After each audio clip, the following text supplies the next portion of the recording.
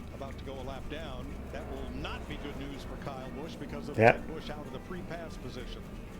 It's Alfredo now in the free pass position. What I'm seeing right now, the Fords, the majority of them have the least amount of fuel left right now. Now they're all going. Are they coming? At a bad time. I think they're definitely going to have to go another lap now. Not yet. 13 to go. It's the worst time to try to get your line to pit road. Yeah, and on the radio, you'll hear, if you're in the second lane and you're getting close to your fuel window, you'll hear that spotter start telling you, all right, lap one, what lap are we on here, Mike? 107. And you have on your dash, you'll have a sticker that 108 actually. 109. Kevin. Whatever that lap is, and you know, look at your dash. 107 complete. Remember the plan. And that's reminding you. Be 80 to go this time by. They'll just say lap 107, and that's your cue to come to pit road. We've seen it happen. We've seen it happen here. 2007, I know that the late race restart, the GWC in 2007 caused chaos because people started running out of gas on the restart. It's Austin Dillon. 12 to go on the stage. Now, if we get the cycle of green flag stops, this is going to be interesting if this stays green to the end through these stops. Well, right now, if you're in that second lane and you know that this is your lap to pit, you're This could get a little chaotic here. down, and these guys in the bottom lane. See Cody Ware back there waving. I think they're I think they're coming in this time. I think we're going to see some takers here. Well, they're all mixed up right now. So Chevrolets, keep an eye on them. If you wind up not being on I think they're pitting now. pit with whoever comes to pit road at that time. Yep, there they come. I see the Hendrick cars here, all 4 Hendrick cars. Oh! Shane almost ran over Larson. Yeah, I think Shane's going to be pegged for speeding. Yeah, so all 4 Hendrick cars are on here. Looks like Chastain and SVG.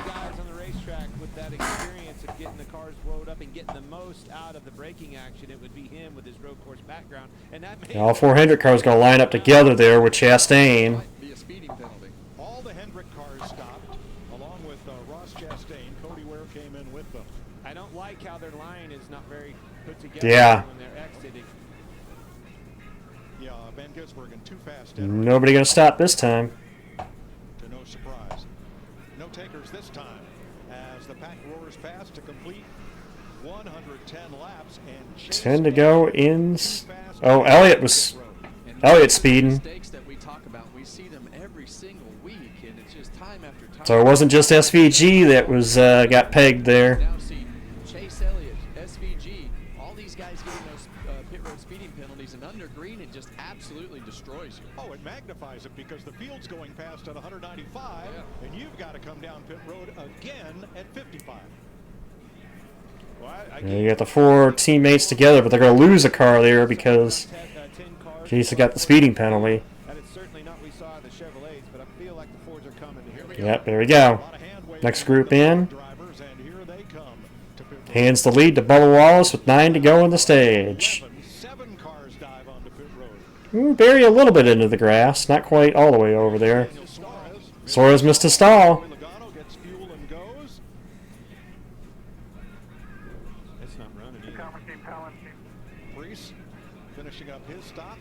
Goes down and away. Seen both Penske cars on here. Gregson, Barry, Custer. Well, look at them in comparison to Larson leading this group. Chase has yet to pit, even though he's got a penalty. Well, the bad news for them is there's only 4 of them. And here comes everybody else. Only 4 cars are left on the racetrack. I like this pack under better. green. I think this one's going to be the one that prevails.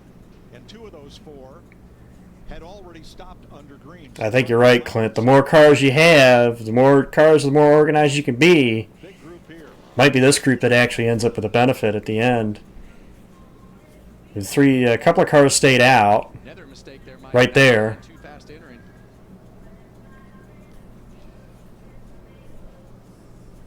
Ooh, block. That was Gregson trying to block Larson. They're wrecking off pit road. Nemechek, is that going to bring the yellow out? He's on the apron. He's get rolling. Yeah.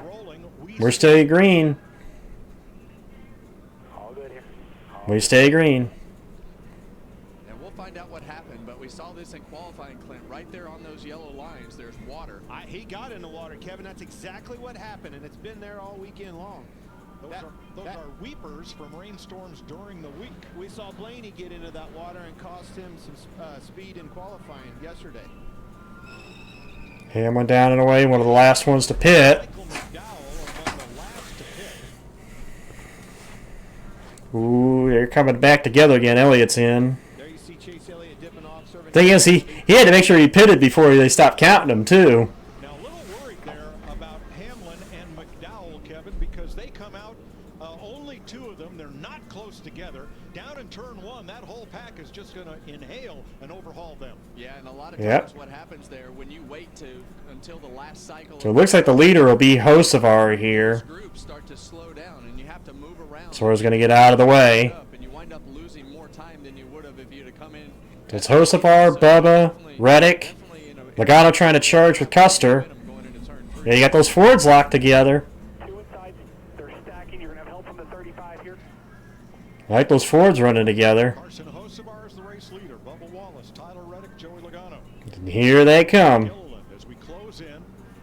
Bubba going to try to jump in front of Joey. That about stacked him up again. You saw Bubba Wallace pull up. Didn't work out. Logano's going to get... Oh, but they shuffle Custer, though. He did shuffle Custer, though. One back. 22's going to have a run. They're dragging each other down. Don't get too far out. Outside, just keep the 45 locked in behind us. Bubba with those Fords. We just don't let the 45 get clear. Yeah, and you see Hocevar's hands right there. You can see when that 45 car gets attached to that back bumper from the driver's seat. You just 5 laps to go in the stage. With the steering wheel, the way that the car is being. We saw the outside win out in stage 1. Will it win out in stage 2? With that car being pushed. Watch the. I say watch the cars and watch that third lane here, because that's what prevailed in the first stage. Yeah, and when we first went to that camera shot, you could hear him lift out. That's somebody watching to see if somebody tries to make that third lane work. Slow yourself down to your car closer to that car behind you. That second place and third place car really dictate how fast that line will go by how much that second place car can push and keeping that gap consistent. Well, obviously looking at the green flag pit stops and the performance within, I mean, Joey Logano first, but some of those other cars, I think it was Haley gained a lot of positions on pit road from that exchange. Well, most of the big gainers. Yeah, they'll be coming to 4 laps to go. Byron tried to get up there, and Byron's got issues. He was shaking his car. He was shaking his car, yeah. Well, we heard him talk about steering issues earlier, so maybe that has reared its head again. Clint, you called it. All those that you just saw there back at the front, it's the ones that pitted in that big pack late. Yeah, you know, and I heard Kevin tell me in the Ford meetings we needed about 10 cars. I just didn't see that with those first 2 packs, about 6, 7, and then when they came off of pit road, they weren't together whatsoever. That bigger pack, when I saw that, I'm like, that big pack's going to pounce on them. Wonder about William Byron. Be 3 laps to go in the stage. We've still got a whole I know, he was shaking his car when he pulled out of that lane, so I don't know if he felt he had an issue or... And I think you know, some of that could be trying to get a fast lap, too. That's interesting. Well, Denny Hamlin intended to pit with that bigger group that included 2311 and his Toyota teammates, but he was on the top side, couldn't get down. That was interesting. A lap later, now the team has shifted. His pit crew is on the wall there, bringing him down right there. Hits his mark, stops in the box, going to take 4 tires here. You see the tear up? They'll top him up with fuel right there. I don't understand this play. Yeah, but the problem is I think unless you're... Well, unless you stay together, I don't think you're going to stay on the lead lap, though. Well, it's also Riley Herbst. I understand that you want to try to... You're flipping it so that way you can get back to the front.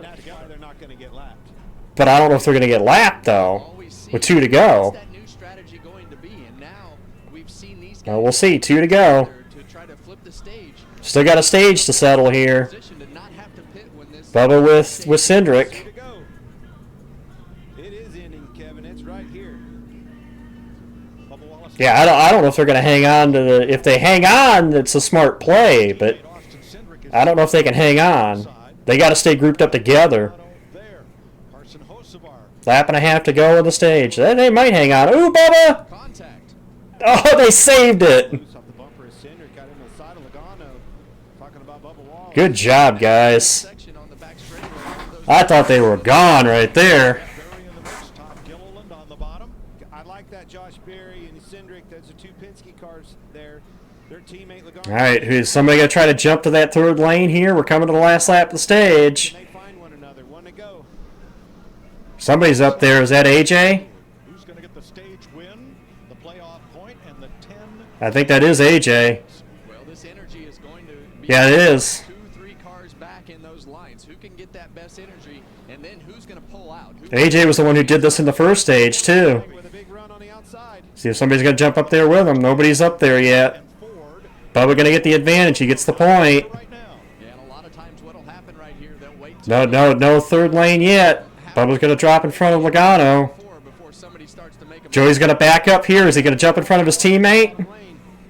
I'm watching him maybe jump in front of his teammate. Does he have enough momentum to get around? Nope, not enough. Bubba's going to win the stage. Bubba Wallace wins stage 2. Will get the stage win over Logano and Larson, who came back from a penalty to finish 3rd. It is the 4th stage win for Bubba Wallace. Bubba wins stage 2. Toyota takes stage 2 ahead of Ford and Chevrolet. Did you know Toyota has 3 NASCAR Cup teams? We got Team 2311, owned by this guy, and 3-time Daytona winner Denny. Larson looks like took the point from Byron, so the prediction goes in Larson's favor.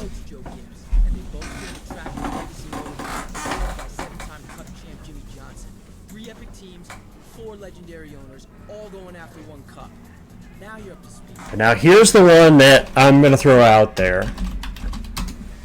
And this one's going to be a tough one.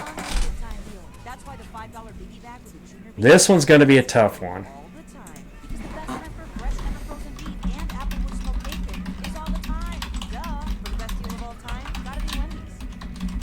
When it comes to your wireless plan, don't settle for less. Get more with a free 5G phone and real unlimited data from Straight Talk. It's going to be tough, but simple. Alright? Good luck, guys. You can get more minutes to yourself by getting something for them. Switch to Straight Talk and get a free 5G phone. Good luck with this one. America's most reliable 5G network. Find us at Walmart. Because this is a tough one. Now, I can give you the stats. The last 2 races here, both races last year, finished under green. Even though both had wrecks on the last lap. The last 3 Dagger races have finished under green. The spring of 23, I think, was the last time we finished under yellow here.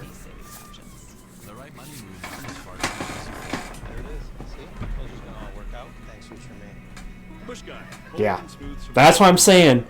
This is a tough one. I wanted a tough one for this race because of this race. Different circles, Ross. Okay. Head for the mountains. And as I said, the last of the last 3 races here, the last 2. Has won the last 2 Indy 500s. He's looking to become the first ever driver to win 3 straight. 2 drivers in history have won back-to-back Indy 500s and had a chance at the triple. Who were they? Helio Castroneves was one. I don't know who the other one was. Won it 4 times, not consecutively. I was going to say, Helio was one of them, 01 and 02. But I don't know who the other one that's won back-to-back. AJ Foyt, right? AJ Foyt, how'd we leave that on the table? Al Unser, 2 in a row. And Helio Castroneves were the other. See, I didn't know the one. I knew Elio because I knew 01 and 02. But I couldn't remember the other. I did know the other one. Al Unser, he doesn't have the weight program and the nutritionists and all this stuff that the other two had. They didn't offer that back in the day. I think he looks pretty cool. I like him side chops. Al Unser.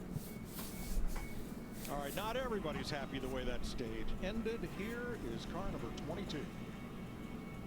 Way to go, Austin. Way to go, you dumb. Way to go. What a stupid He just gave it to him. Gave a Toyota stage win. Nice job. Way to go. That was stage win. Whoever's captioning that wasn't stage one. That was a stage win. Dum dum. That he said. I think the block just came late from Joey to be able to. Yeah. Yeah. Remember, I called it. I said he had to lift out of the gas and hit the brakes and almost wrecked him. Yeah. He tried to stay with him, and it cost Cindric. In my opinion, Cindric should have went by him because he had a lot of momentum and probably. Exactly. He stayed in line behind that teammate. Joey will go back and watch that again and have a different opinion of that. I know he's upset, Yeah. but that's why he's a competitor and a 3-time champion. I don't think so. No, let me check. I'll check and tell you who the first car one lap down was. I didn't see. This was after the stage end. Oh, with a wave. Won by Bubba Wallace. And Joey giving a thumbs up, I believe, to his Penske teammate. And you heard the audio on the radio. You can see they just had too much of a run coming. I thought for a second that they were going to be able to make it work, but he had such a run coming that... He was going to run him over. That's my opinion, Kevin. Well, I hate to say it, but I think you're right. It pains me. No, it's not showing the... I fought over that back in the day. Yeah. You know? You don't understand the circumstances in it. How did he leave me? What the heck's going on? You know, and you watch it on Monday, you're like, I get it. No, I think it might be all... Maybe it's Frida? I don't know. It's because they all stacked up, and that all started with Cindric. It was open, Josh. Well, first, Joey Logano not happy with the car either, saying it was very edgy. Give me something to tighten this thing up. Jamie? Picked up his second stage season. He comes to a stop. Charles, when I asked him any complaints, he said no complaints. They are happy. 4 tires fill him up here. Regan. Austin Cindric stopped short and away from the wall more. They had reminded him about that. He got boxed in a little bit earlier. You see right now he was trying not to. The car is good, and he said on the radio... Okay, different strategies here. Briscoe and Herb's going to come out first. Actually, all 4 Toyotas.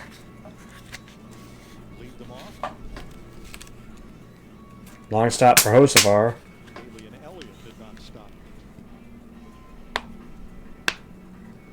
The whole NASCAR community is missing Dr. Jerry Petty, who passed away this week. Decals on all of the Hendrick Motorsports and Spire cars. Jerry Petty had a Carolina neurosurgery and spine, cutting edge, huge practice in the field, and many of us are in debt to Jerry for his guidance, his medical expertise, and his friendship, including NASCAR, the Carolina Panthers, and the National Football League. Check it out. Pizza Hut's rippable, dippable, cheesy bites pizza and ranch lovers flight with 3 flavors is a game changer. With 28 cheesy-filled bites, everyone's gonna be dunking it. The Cheesy Bites Pizza and new Ranch Lovers Flight. Get it on the Pizza Hut app. On Medicare? Living with diabetes? Still pretty close for the channel point prediction. I'm honestly surprised, though, that is not more split. I would have thought that'd be more an even split than... Help lower your A1C over time. Covered by Medicare for more people managing diabetes. This is progress. Ask your doctor. As I said, the last 2 Talladega races, both races last year, ended under green. They had wrecks on the last lap, but they ended under green. The last time I think a Dega race ended under yellow was the spring race in 23. The one that Kyle won. I think ended up under yellow. Yeah. Me too. I just bought a croquet set with PayPal. Cool. PayPal lets me choose how I pay. Oh no, you're not gonna sing again, are you? You can pay your own way. Here we go again. Prior to that, to buy this ticket, and I'm paying it off in 4 payments. No fees. Damn, I think the last one at the end of the yellow might have been the spring of 19. Pay in store, pay online, pay over time. Don't just The spring of 19 and the spring of 23 are the last 2 Dagger races to end under yellow.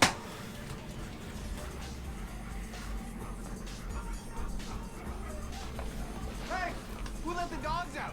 Spruce, a new weed and grass killer that's safe for use around people and pets. Does it actually work?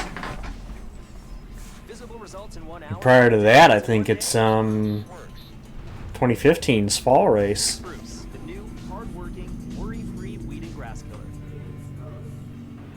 After stage 2, If we're talking just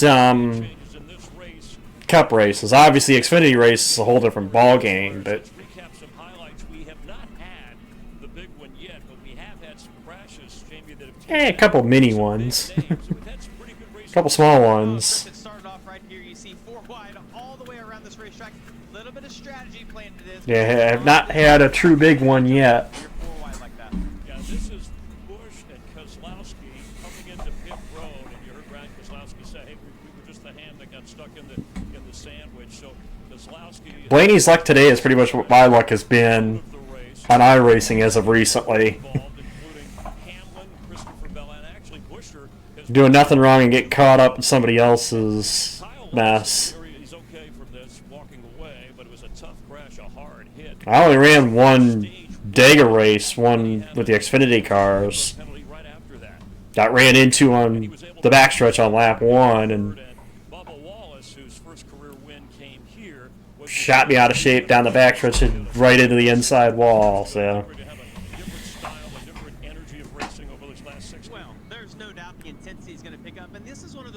Might do some more of that tonight, honestly. I like this iRacing. I might just go run Auto Club tonight. Kyle Larson right here. You mentioned he won the first stage. He finished 3rd in stage 2, and they've raced a little bit at the end of these, and that 5 car has been able to get himself to the front in both of those. Never won on this type of racetrack. This could be Kyle Larson's day. We've had 19 overtime finishes at Talladega. 3 of the last 6 races haven't been decided until the last lap pass. Mike? Thank you, Chris. A dozen cars have come in to top off here before we go back to green. 63 laps. Briscoe and Gibbs. Most of those are lead lap cars. Top 5 Toyotas. Sure did. Carson Hocevar. Going to see it all start here. And one thing I want to point out is how far out of the box he pits as he's coming around Cindric here. Watch his tire carrier. Josh Berry's coming in the 21 car, but look how far out on pit road he is. Hit seam that tire right into his hip. Man, that's got to hurt. Oh, that's why they had the long stop. I was wondering why they had the long stop. That right rear was way out. He was outside of his box too far. A lot of times you want to complete like this line right here is the guide for. It also looks like even the crewman. He knows to come in and not be on the inside of that line. Well, that's where he's been running, DJ. Well, the top 4 Toyotas did not take tires. Gibbs, Briscoe, Hamlin, and Herbst took fuel only on this round of stops. That's why they're 1, 2, 3, 4. That's the case there. That car is definitely outside the pit box, but unfortunate for that tire. Well, he put himself right back in the game, changed that tire and went on, but man, that had to hurt. He'll think about it the next time he comes around that car, though, and he'll make sure that he says something to that driver. And no penalty there because you are allowed to stop in the box with the right rear wheel outside the line, but only. Yeah, right rear but tire. a lot of times that penalty would have went to Josh Berry for cutting that stall off. I don't put that on Josh Berry. No, that car, the 77 was so far outside of the box that he had to swing wide. Getting ready for the restart with Tyler Reddick. Here's your Xfinity mobile cam. As Reddick. All right. Final stage, at least one more. We'll see one more pit stop in this stage. Just a matter of when you make it, what they do, and which strategy pays off there.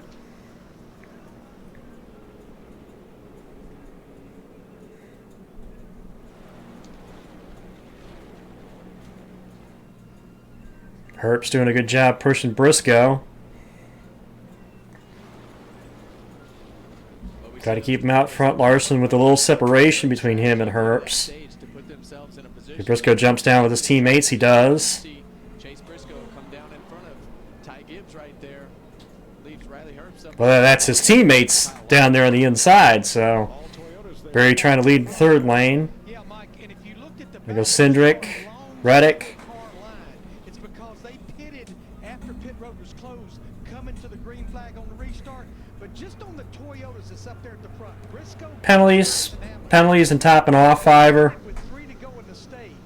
It was really not a plan, but it was an option in the playbook because they had lost track position. They had nothing. And we're already 3. Didn't take us long. Took us just roughly over a lap after the restart to be 3 wide again. Well, he's not leading the outside now. I was about to say, Mike. Yep. And now the Toyotas are at the front. All the surviving Toyotas at the front right now. The 3 Gibbs cars and the 3 23XI cars. Was that Stenhouse timing that restart? Or no, that's Chase Elliott.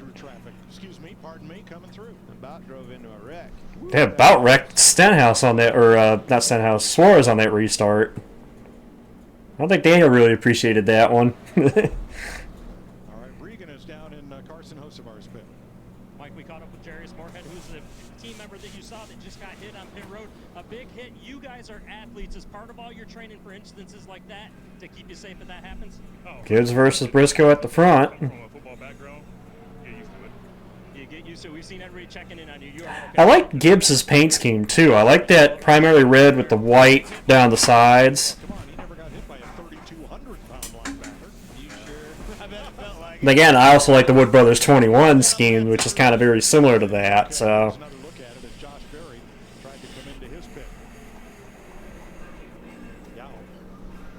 It's like red and white on a car for some reason. He played at North Carolina State. Well, and those guys are all studs. I mean, the game that has been created on pit road with the athletes and New Breast. Stenhouse behind Larson there. You brought up game, and the game has changed. I like that we keep going back to this Toyota thing, and they have put themselves in position, 3 of them stacked up on the inside. Still, Paint scheme wise, yeah.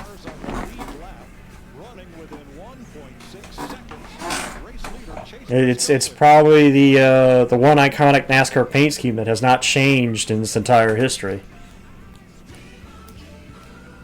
Pretty much been that red and white ever since it started.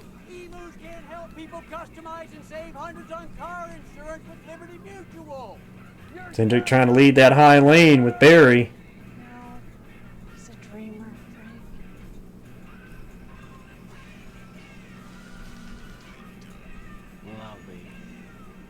Now, if they keep hitting when they do, I'm thinking anytime after 28 to go would be when you'd possibly see final pit stops. If they're under green, it's pretty much going to be across the board view only. I don't think anybody will take tires if it's under green. If it's under yellow, I want 4 tires. I want to be able to maneuver that car around in the pack.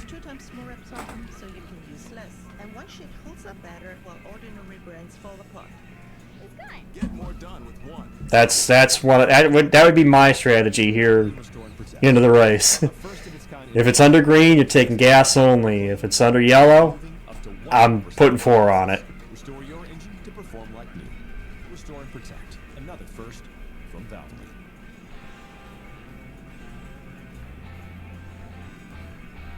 The Barn Bar. Not to say there won't be maybe a couple teams that try that, but I think there's a bigger risk taking 4 under green than taking it under yellow.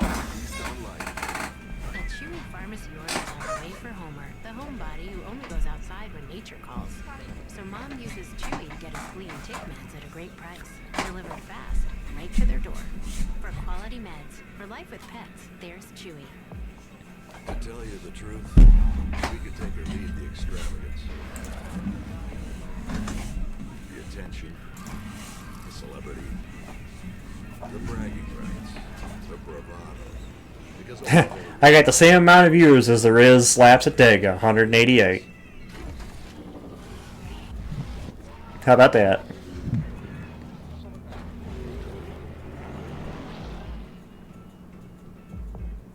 Herp's out front, or I mean, Gibbs out front, Hamlin behind him.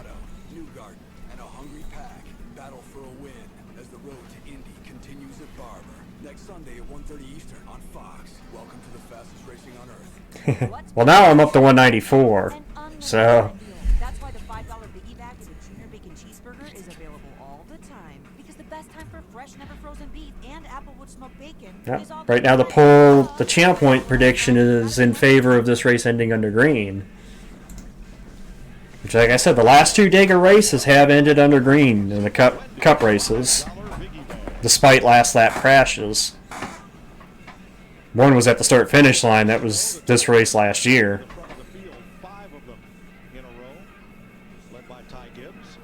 Basically, the trial will start-finish line, but... Here are stage points earned today. Well, we see Kyle Larson and Larson with the big gain. Yeah, Larson and Bubba, big point gains today. Stenhouse, any points are good points on the speedway. What do you mean protecting yourself? Well, Kyle Larson and Bubba Wallace especially, if they get into a wreck in this last stage here and don't finish the race where they're running right now, they've scored enough points today to help lead And we're single file, actually. up into the total First time during this whole race at this point in the stage, we've seen them single file. Finish at the end. If you don't, you've dug yourself a big hole. One fellow who's smiling. No surprise, it's the Toyotas. Now leading his first laps of 2025, and in the last 3 races, he has moved from 34th, the basement, up to the ground floor, 20th in the standings. Look at the last 3 races compared to the first 6. Yeah, I what a think great turnaround. They've turned a corner with this 54 car, too. They... Before that were 25th, 22nd, and 25th. Huge turnaround. So they definitely flipped with this car. We put Ty Gibbs on that radar and being in position to win races. We expected him to win. They had that something going. I said before with this 54, people kept questioning, oh, what's going on? What's going on? I was like, all they need is one good run. One good run to flip that momentum, and they definitely have flipped that momentum.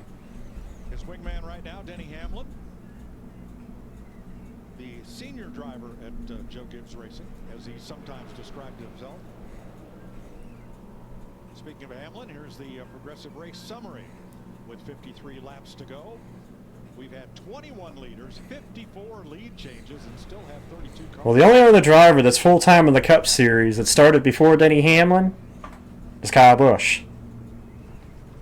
Toyota's in the front 5. Everybody else came after them. In the next 5, Chevy's the next 2. Ooh, that's Alfredo and Reddick. That was a wreck that just didn't happen, Kevin.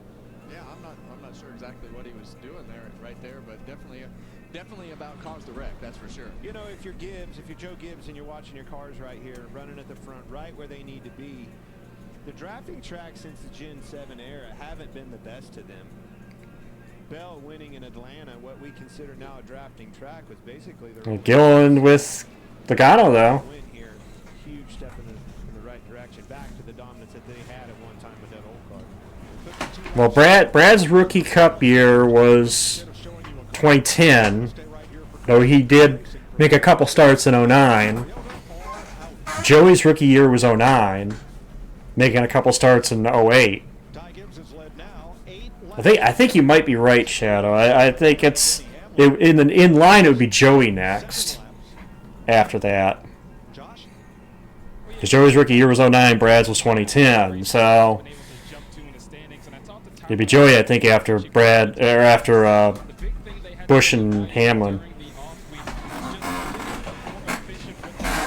Stenhouse's rookie year was 2013. Dillon's was the next year, 14. We have an idea of where we need to be. We have a better idea of what we can do out here, and we're showing that we can do it. We just have to keep that level of confidence going. Regan? Well, Jason, the 19 car of Chase Briscoe running in the 6th position right now. Something to keep an eye on as we near the final pit stops of this race. Crew Chief James Small told me earlier today it was going to be very important. AJ was 2007. Him and Vickers, that was Red Bull's first full season. So that was 2007 was AJ's. So actually, AJ I think, would be ahead of Brad and Joey. So he would actually be the third behind Busch and Hamlin. Just sit there and waste time, but you have to have the engine revs up, or as soon as they drop that jack and you hit the gas, it'll just completely stall. I didn't know Brad ran a race in 2008, Colito. I know he ran a couple races in the 25 and 09, but I didn't know he ran a couple races in 2008. There's Eric Jones with his Toyota Cam. The Dylan and Larson's rookie years were the same year. For most of the day, so is his teammate John Hunter Nemechek. Well, the one thing you got to remember too is AJ actually got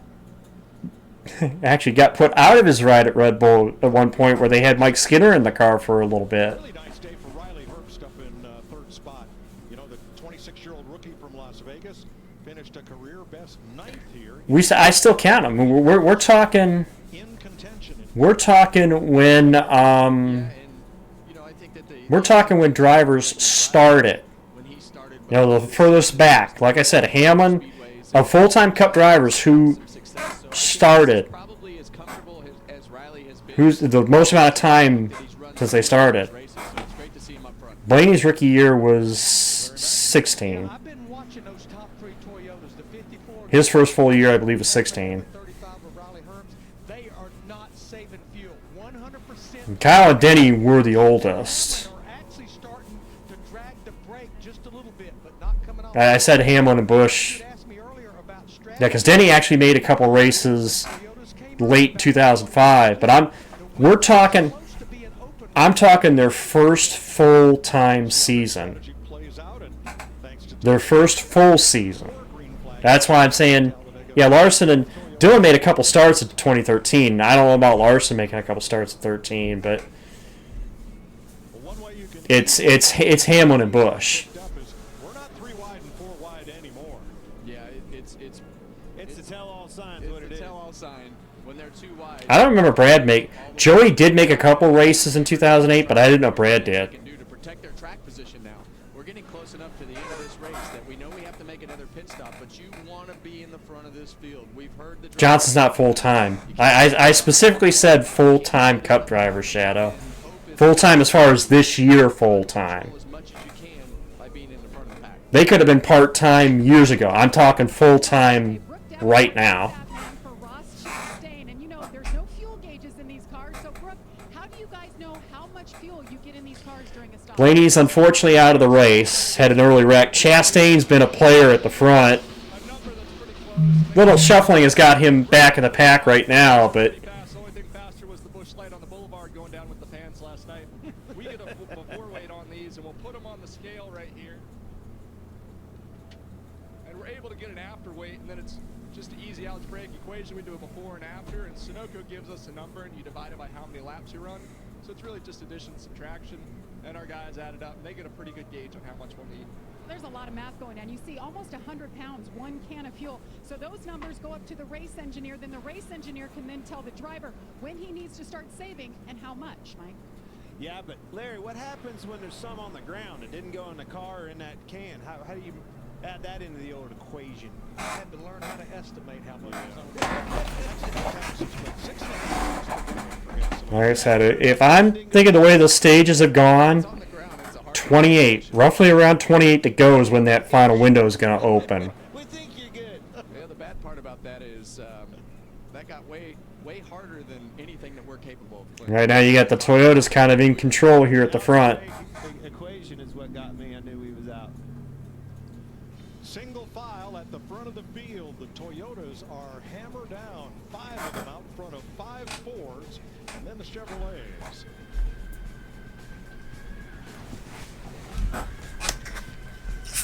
Okay, guys, instead of getting WeatherTech, I saved a few bucks and got some cheap foreign-made floor mats. But they really stink. So put these on.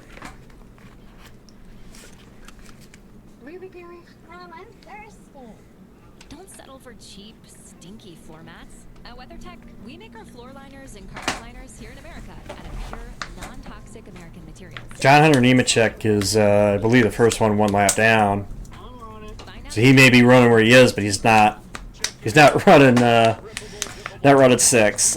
Ranch Lover's Flight with 3 flavors is a game changer with 28 cheesy filled bites. Yep. The Cheesy Bites Pizza and new Ranch Lovers Flight. Get it on the Pizza Hut app. Kyle actually attempted a couple of races in 2004. You can tell time by measuring the sun's distance. I think he only made like one of them. Looks like happy hour. Head for the mountains. At Ace, we know not all paint is created equal, so to do it right. Well, since I didn't stream the ones last week, let's take a break here and I'll give my opinion on Rockingham. Swalwich caused that wreck. I know everybody wants to harp on Leg, but Leg did not cause that wreck. Swalwich basically ran over Leg. The two cars around him were running lower on the track. Kane and I believe it was Sanchez was ahead of him. And Swalwich is the one that caused that wreck. Because he couldn't... I don't know why he didn't pull to the bottom of the racetrack. Leg left him the lane. He ran in higher and slipped up and ran into the back of her. So, that wreck was 100%. The incident was Swalwich's fault. And her pace didn't mean anything. She left the lane to the inside like she was supposed to. For some reason, Swalwich didn't take that lane. I don't know why he didn't take that lane. I don't know if his car just slid up and he couldn't gather it back to get back underneath her, or if... I don't know what he was doing, because he had the two cars around him would have passed her no problem because the lane they were running. I don't know why he was running almost half a lane above the track.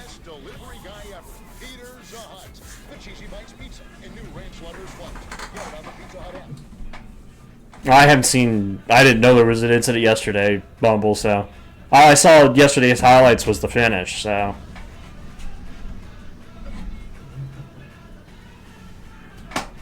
I can't comment on the other. I can comment on Rockingham because I saw the replays of the Rockingham deal. They've seen 147 laps, 41 to go. 5 Toyotas leading now, 3 Fords, then a mixed bag of Chevys, Toyotas, and Fords from there on back. Check out this A car. I have a KB. Involved in that earlier wreck. Look where he's running. Look at the patchwork. No, probably at least another 13. Ronco. I'm thinking 28. Because I'm thinking of the way the windows of the stages have gone. It's usually about 40 laps into the run. Which we restarted with about 68 to go, because there were 68 laps of the stage. That would be about 28 to go.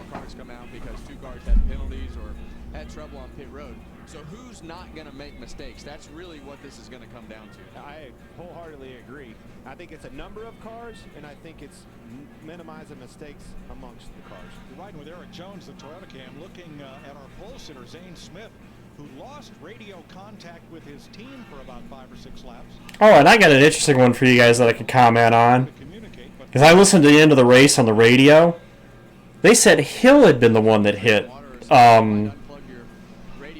Zilich on the radio.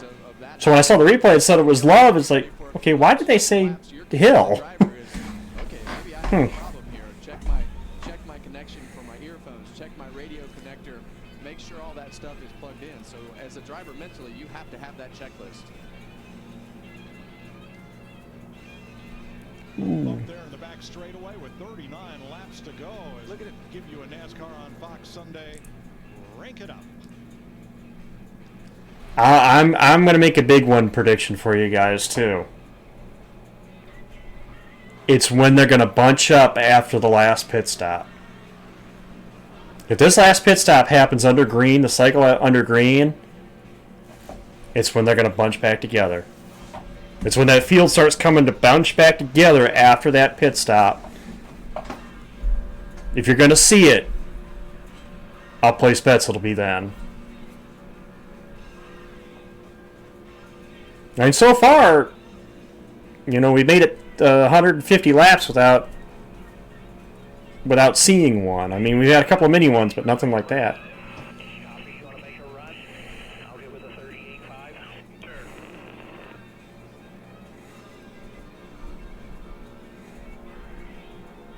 That wasn't Bell. Thunder, that was Eric Jones.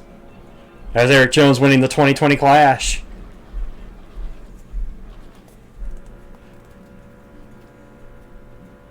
Not in the next gen. But we have seen Dagger races in the past. The last one would have been the fall race of 02.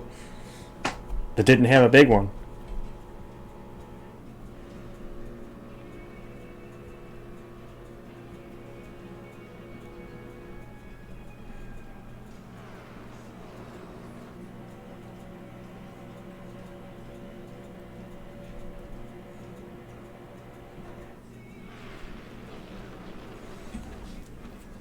But it'll be, like I said, I'm telling you, if I think it's going to happen, if we get these green flag pit stops, it'll be after that cycle of stops. When the field starts to blend back together is when I can see it happen. Because that's when the blocks are going to get more aggressive, knowing that we're getting late in the race. Like I said, we're probably about roughly 8 laps from that window opening. So... And I told you my pit strat. If you're coming under green, you take a fuel only. If you're coming under yellow, give me 4. It's open to make it to the end, and I think we're right there now where if you wanted to do some odd strategy like the Toyotas did a year ago, you could come. But now we truly can go to about lap 170. Refresh it, CN. Just refresh the link. It is stressful out there, and a lot of phone companies are making noise about great deals, but how do you know you're not paying more? We all need things that comfort us, that we trust. A nice cup of tea, a fresh basket of puppies, and T-Mobile. When you switch, not only can you save 20% versus the other big guys, the price of your rate plan won't change for 5 years, guaranteed. Sometimes it's nice when things don't change. T-Mobile's new experience plans. Families can save 20% today, and your price won't change tomorrow. Ah, that's better. Applebee's 2 for $25. Choose 1 appetizer and 2 sizzling skillet entrees, including the new hot honey chicken skillet or sizzling steak entrees. Applebee's 2 for $25 with new sizzling skillets. What do you got there, Larry? Pagano getting help from... You gonna go back and see how the pyramids were built or something? It's the 38 of Zane Smith behind him. Last week and buy a winning lottery ticket. Can I come? Only room for 1. It is Zane. How am I getting home? Sitting on my lap like last time, Ronald. Fine, but I'm bringing this. Alright. Or you could try one of these savings options. The right money moves aren't as far-fetched as you think. There it is. See? Told you it's gonna all work out. Thanks, future me. Iced tea? Come on, Liquid Death. This is like my grandma's energy drink.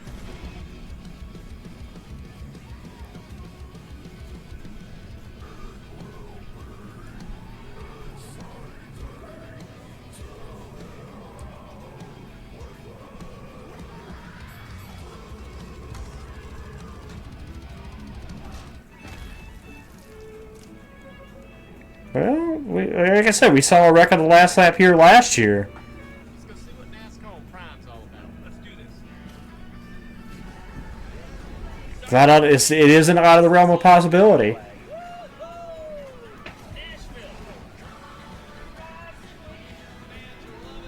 Michigan? Hell yeah! And Mexico City.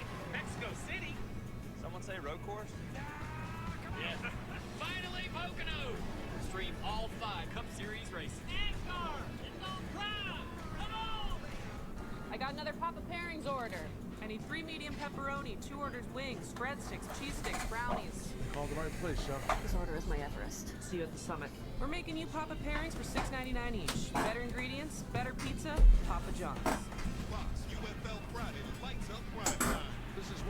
32 to go. Take on the St. Louis Battlehawks. Takes it into the end zone for the touchdown. The United Football League. 32 to go. Still one more pit stop for everybody to make it to the end. Just a matter of when it happens. But Friday night, we're under the lights in prime time as the Arlington Renegades take on the St. Louis Battlehawks. It's Fox UFL Friday, 8 p.m. Eastern.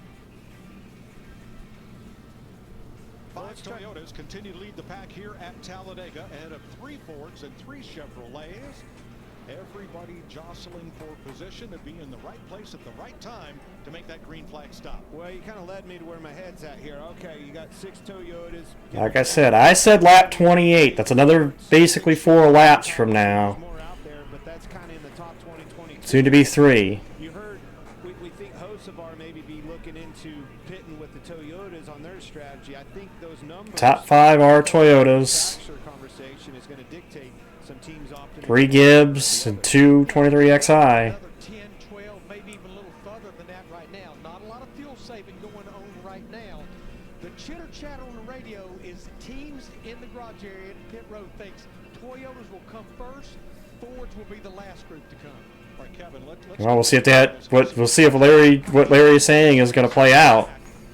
Saying Toyotas are going to come first, Fords last. How's he going to leave with them and maintain a draft? He's so far back. Yeah, that's going to be a tall order to make that happen. But as I looked down at his pit stalls and we saw the trouble with this tire carrier earlier, you definitely don't want to pit 30 to go. You've got one in front of you and one behind you, so that strategy is out the window. I don't know why you would want to go against your manufacturer, but we'll have to see how all that plays out. The only how is coming onto pit road. That's how you make up that 1 second. As those guys slow down in the front, hopefully you're going to have to make that up coming onto pit road, because you're not going to do it getting fuel and you're not going to do it leaving. And that's a big chance to take. We saw that 100%. Not work out very, very good early in the race. That's a big ask. Remember what we saw in stage 1. How fast that 38 and 22 car are. They are single-handedly making that outside lane work by the 38. Gano and Zane working very good together right now. Towing that outside line. Sat on the pole and was the fastest car here yesterday. It's always a good pusher, the guy that you want behind you. And I think that's a great spot for Zane Smith. I think 29 to go. Is a much better position for him than to have the roles reversed. Well, I think especially when you're talking who he's pushing, 3-time champion Joey Logano. And let's not forget that third place car. Well, there he goes. Well, I think that's Stenhouse moving down with a lot. Yes, but he's moving down because of what we're talking about. I think they're getting ready to hit pit road. Yeah, we might see a couple of them come this time. The plan is on. But when one car moves out of that lane, you see how much it has. We'll see who the first one to blink is. That gap has to be filled, and when they fill that gap, it pulls the front of the speed and the front of the pack back to the cars that were filling the gap. Nope, not this time. The 47 cars. So it's well, here's when I said the window was going to open. 28 to go. Back further in the pack, they're finding one another. I think that Stenhouse moving down to the bottom lane was exactly what I'm talking about. I think it's very important to be disciplined with the group that you're in, and moreover than probably the track position in which you're running right now. And you see that car right beside Joey Logano, the 42 car of John Hunter Nemechek. He's actually a lap down, but that is 6 Toyotas lined up on the bottom. Yep. They're in turn 3. Fox around the turn. NHRA 4-wide coverage from Charlotte tonight. Will we see anybody hit it here? Anybody? Any takers? Not yet. I think it should be any time. I think it should be any time now. Every lap that goes by, guys, the intensity level just keeps. Well, you know me, I'll be here next week, even though probably the least entertaining race of the year. Off of pit road, and then the intensity that comes with the end of this race is undescribable. I don't even know how you can describe the intensity of What a look at the run of these types of races. Look at the push. Logano, Smith, look at the speed differential as they charge to the front on the outside. As much as 7 miles an hour different than the Toyotas that have been leading this race. Ty Gibbs has been out in front for 32 laps. Joey Logano's about to lead his 22nd lap of this race. 26 to go. 7 laps to go. What do the trends look like this week? I've looked at the 6 races at Talladega over the last 3 years with this Gen 7 car. Average of the last caution, lap 169, 19 to go. 3 times in the final 5 laps. But let me remind you, Talladega, an all-time 19 overtime finishes here, second only to Daytona. All right, Larry, so when you pack that car with fuel on this final stop, how many overtimes are you planning planning for with this fuel load. You're planning on as short a pit stop as you can. I'm going to worry about overtime later. When we get there. What did Richard Boswell say? Anybody got a time? Oh, come on! Of course, I got to restart it now. I didn't see anybody coming, so that's the good news, but sucks that I had to do that right in the middle of. Kind of figured it was going to do it. I'm glad it did it now and not 10 to go, you know. So that definitely takes a little bit of that speed away, but I feel like, and we saw it in qualifying. Yeah, we didn't see any takers, so. Certainly does now. We're hearing the Toyotas are coming this time. All right, this time Toyotas. From second on back on the inside. Damn, Byron trying. Is that Byron up there? Yeah, Byron trying to lead that way outside lane.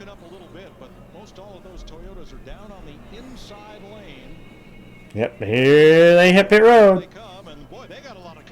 Wow, Herbst coming around the outside of Denny Hamlin. Yeah, Herbst. Who else is in that group? Herbst. Oh no, I think the Spire cars came. The 77 to the 7 came with them. Oh, and they're 3 wide. 12 cars in all on pit road, and Hocevar did come in with the Toyotas, as they had discussed on the radio earlier. I'm keeping an eye on this field because if we're going to have more guys coming to pit road, they're 3 wide right now.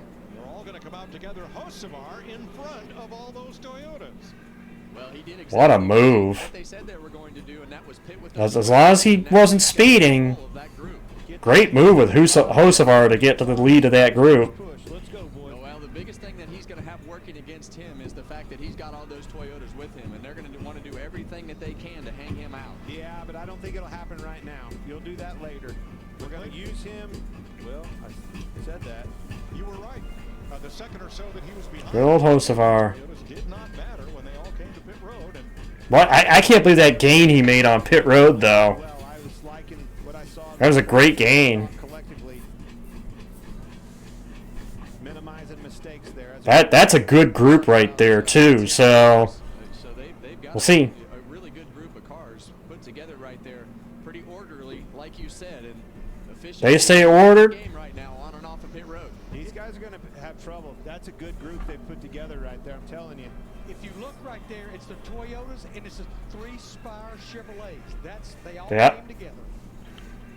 Spire cars with the Toyotas. 22 to go. made their stop. Does it benefit any of these other teams to run long before they stop? Mike, I want to watch lap times. That's what we have to pay attention to, and I'm sure that's what these teams are doing. Right now, that lead pack with those Fords, Ty Dillon, they're in the 48, 60s, 70s, maybe the 80s. The group that pitted that time by, we've got to see. That was their get up to speed lap. We need to see what they run for a couple of laps. Yeah, and I think the big thing that you want to know is how much time is gained and lost when those groups Well, we'll see. organize getting on the pit road. And a lot of times the second groups, you know, they get a If the Toyotas are smart, they stay with Hocevar until the end of the race. Wait till late to make the move around them to leave him, hang him out. Stay together right now. Make time. Hocevar's trip down pit road was so much shorter than the Toyotas. He was stopped about half a second less than they were. That means he got less fuel. That's right. Hope he got enough.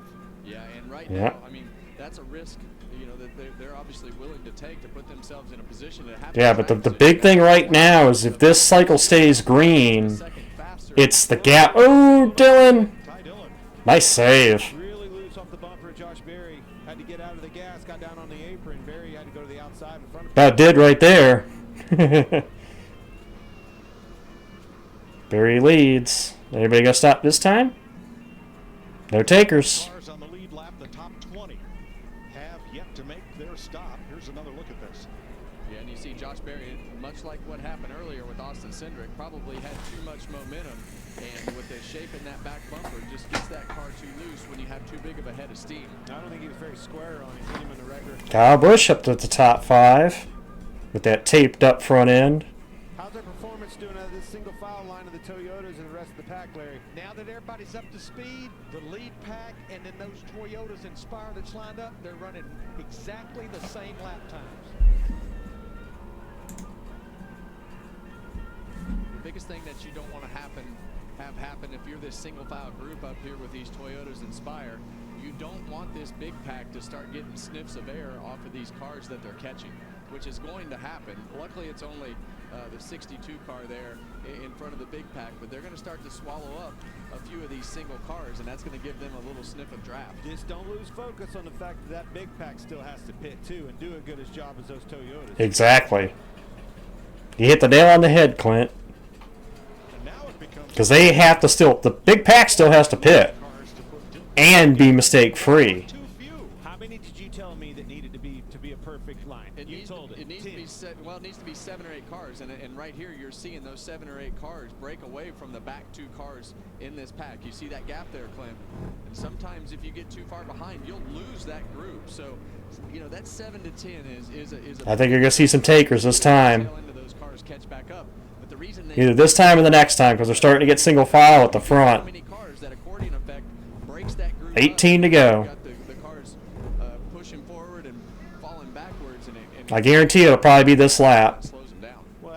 You'll see some takers this lap.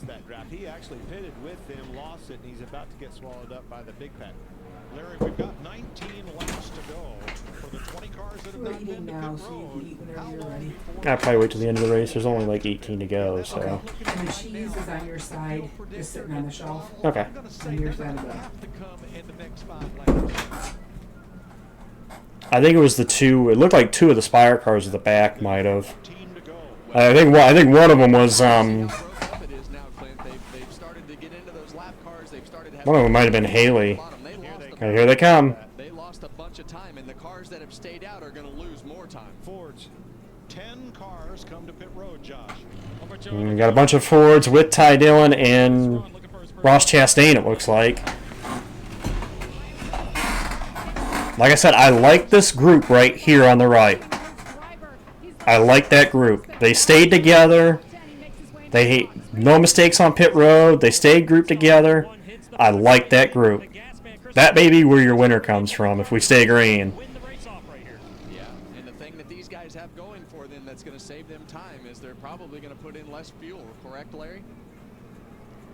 Definitely less fuel because they have. Because they're gonna. Here comes the other pack. All of the front row cars plus RFK. Just nachos. Dangle. And a couple of others, 10 cars in all. Here comes almost the rest of the field. Yep. Rest of the group to pit road.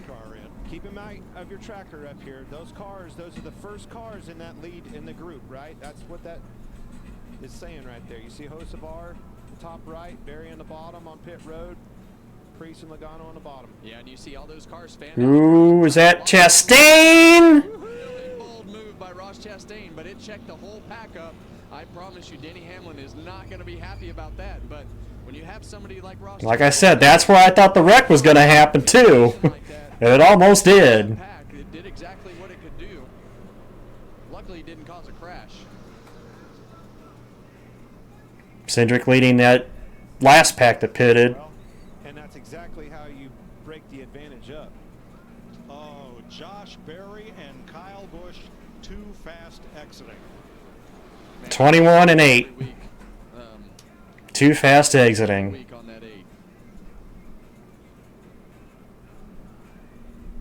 Cindric, Byron, Larson, Bowman, Elliott, the 4 Hendrick cars, nose to tail behind Austin Cindric. So, Hendrick Well, they're not nose to tail, Mike.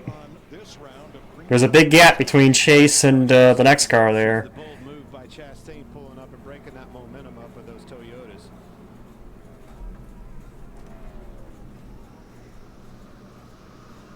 And they're going to swallow Elliott here. Now 15 laps to go at Talladega.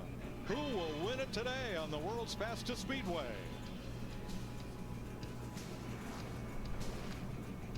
Yeah, like I said, you got to go side by side with 15 to go, guys.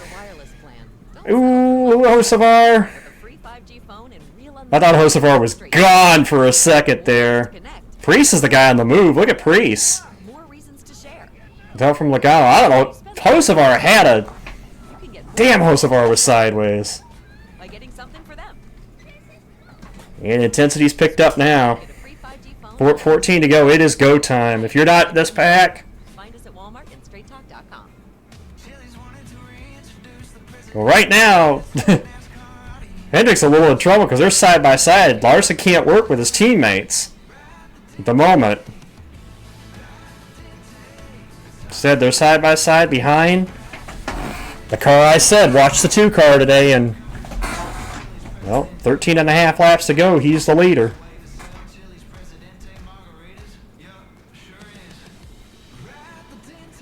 Got Gregson and Zane Smith behind Byron and Bowman leading that top.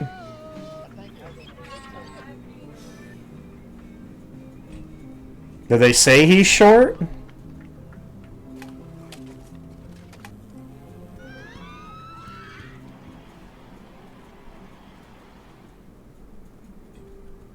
Well, 13 to go.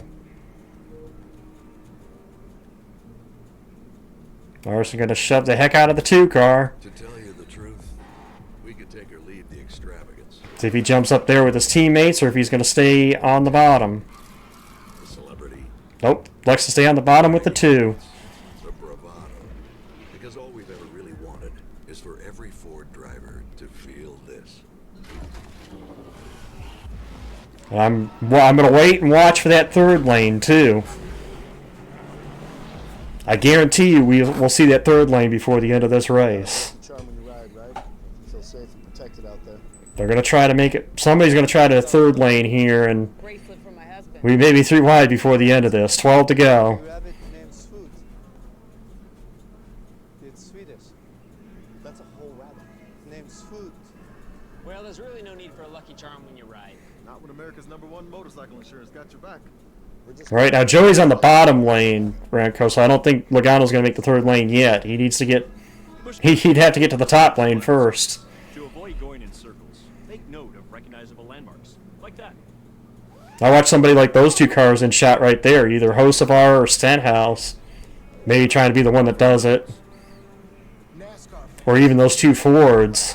What are you waiting for? Sign up for the free NASCAR Fan Rewards loyalty program today at NASCAR.com/fanrewards. Coming to 11 to go at Talladega. Austin Cindric, who And was Cindric. Cindric versus the 500 winner Byron. With Hendrick Motorsports coming around the outside and William Byron. Yeah, and these groups all got put back together because of a really bold move. It'll be our big move of the race, sponsored by Pods. Yeah, and what happened right here, when the cars are, the 2 groups are coming together, you see the slower cars on the bottom, but you're going to see Ross Chastain in a 1 car right here. Cody Ware go to the bottom, and Ross fake a block right there. Denny Hamlin doesn't really know what to do, and Ross kind of faded down, and that slowed the whole Toyota group up. And they were never able to get all the way clear of this group. They were going to blow right by them. 100%. Without that block, a bold move. But that is a definite strategy that everybody talks about. Put your car in harm's way to try to slow that group 10 to go. Denny saw Pods in front of him. Yeah. That's exactly what he saw. And as a result, the Toyotas are now 20th on back. But for Eric Jones in 18th. They're all in a big cluster there, 20th through 25th. They might tell me that on the radio, but I'm going to have a tough time pulling up there and blocking them group of cars coming at me 50 mile an hour and faster. You got to be aggressive in these cars, and some of those things that happen are pretty aggressive, and that was definitely on the most aggressive side. I like the duo of the 60 and 22 if they can get off the bottom, but I don't know if they're going to be... Yep. That's why I was going to say. I don't think Larson's going to push Cindric by Byron, so Byron may be sitting in the catbird seat here with 9 to go. He's been in some wrecks, maybe even caused a couple of them, but you can't take it away from him. Austin Cindric can get the job done and putting himself in position. The other one, that 24 on the outside. You could blame them if they actually wrecked Booster, which they didn't wreck, so it worked out for them, so...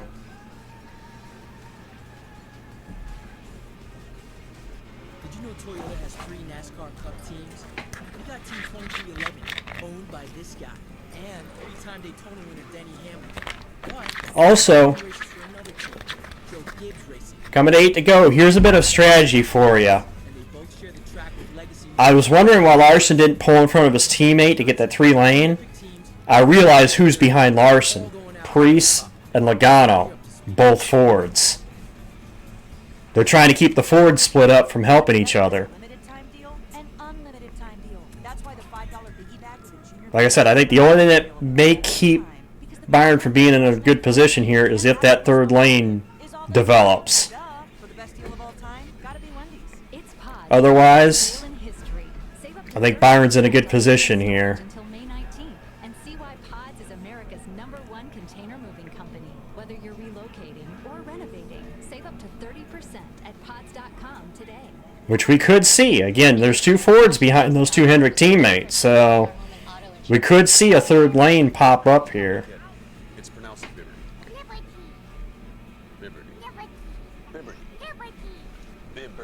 They don't need to, Shadow. They don't need to. Larson literally could lay off the two. The two won't have the momentum, whereas Byron and Bowman could just stay locked to each other. That's why it's like Byron's in the catbird seat, I think, here, unless we get that third lane.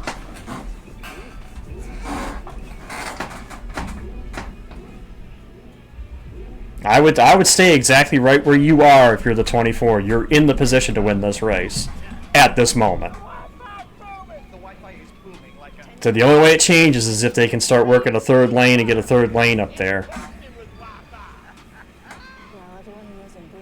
Which right now, I haven't seen anybody actually start working it yet, though. That's what I'm worried about. They need to, if they're going to get a third lane working, they got to start getting it formed now because you're coming to 6 to go. And unless you have a strong car leading it,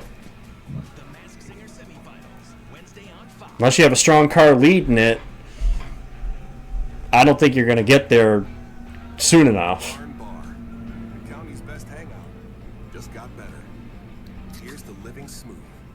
That's why I'm watching. That's why I'm watching the two Fords behind Bowman, because I think those might be the two that duck out here.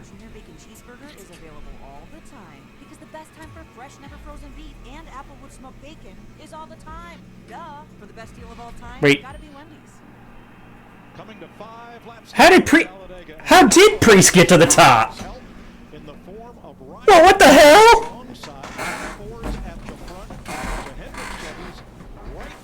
How the hell how did Priest do that?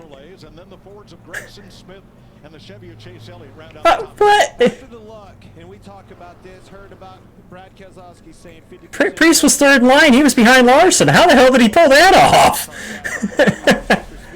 Damn. To get back up there and put himself in position again, you can't help but to root for him. He has been beaten battered on these racetracks. Come on, I'm rooting for Priest now. Screw this. I'm rooting for Priest. Come on, Priest. Come on, Priest. 4 to go. Let's knock those super speedway demons out. Keeping that gap close, but the outside lane is doing better right now, and really what William Byron wants to do is push that 60 car out there as far as he can to try to give himself a gap. Waiting to see if we see a third lane. I still think we're going to see one develop. There's going to be somebody back there that can't sit there, and I'm looking. Honestly, I'm looking at the duo hosts of our and Stenhouse that aren't going to sit there. I doubt those two are going to sit there. No, he was behind Larson, son. I don't know how the hell he worked his way to the top. He was. He was behind. He was third lane. He was behind Larson. Between Logano and Larson. I don't know how he got up there.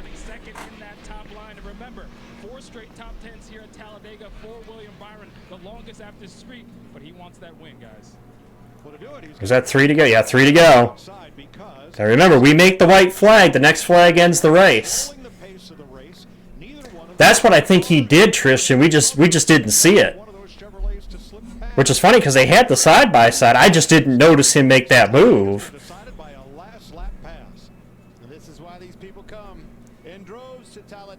Well, we're coming to 2 to go. Like I said, watch the Fords back there. Watch Hocevar and Stenhouse.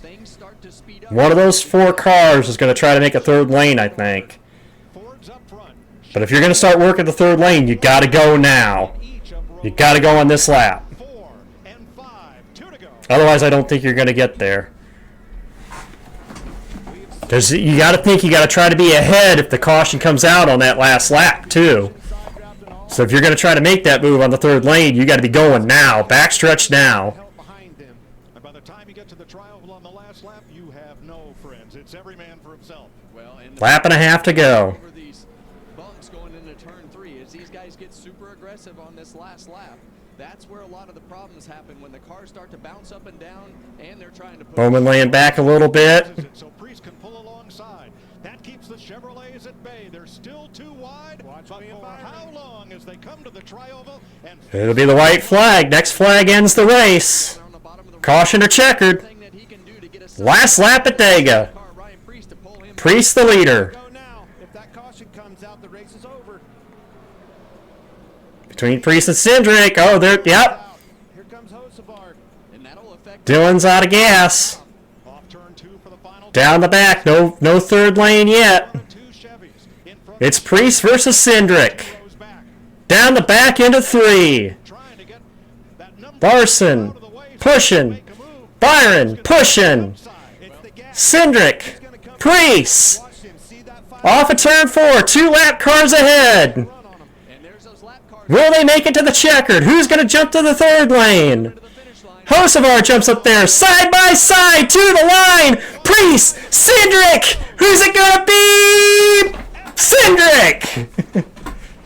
Cindric by a nose. Holy crap, what a race. Holy crap, what a race. Damn.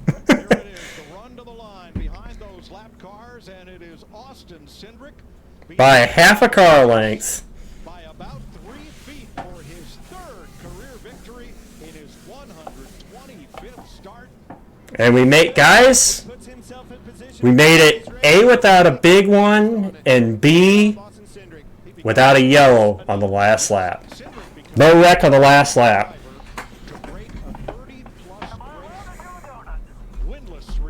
What a race. What a race. Side by side to the finish. Cindric and Priest didn't even door each other. How about that? Look at this. Now you see, someone did jump up there, but that third lane, they split up, and that momentum, they lost the momentum from the back. It literally came down to these 2 cars. It was these 2 lanes. I thought Priest was going to get him on the top, too. And he almost did. I think he came back and almost had the momentum back, just not enough. To get that advantage on Austin Cindric's car. See those lap There cars? they are. Yeah. Boy, he about run out of room. Hurry up, finish line. I love it. I love this place. Love everything about it. Third career win for Austin Cindric.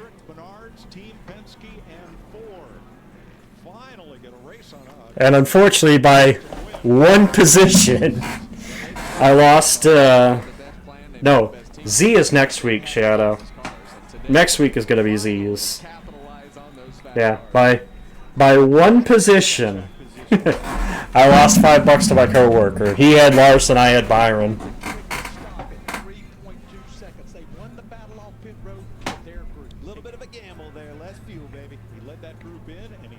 What a finish. Well, it all matters. This is a team sport, and you're seeing that on display again. Yeah, I'll play that out here in a second. Because, yeah, we didn't have we finished under green.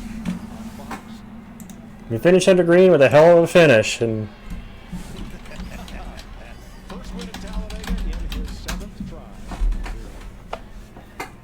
Penske gets it. Penske and Ford get another one. That's 12 of the last 21 now.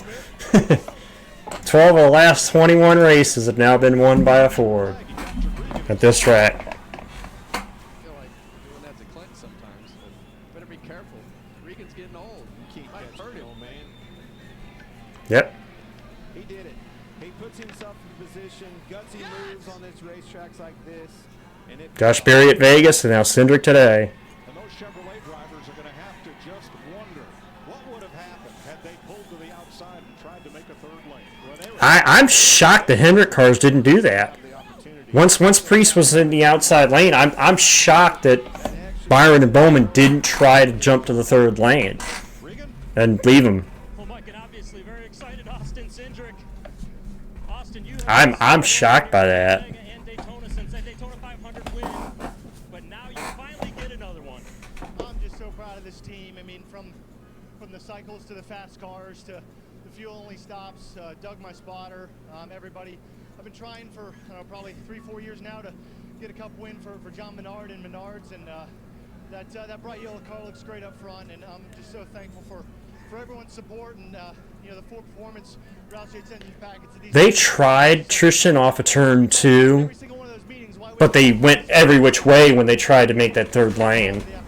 Very thankful for Discount Tires, Snap-on Auto Trader, Roger Penske, everybody makes this possible for me. You guys had the quickest pit stop on the last pit cycle of the race that helped you get the lead, but you had to hold all these guys off coming to the start-finish line. What was going on as you were coming off at turn 4?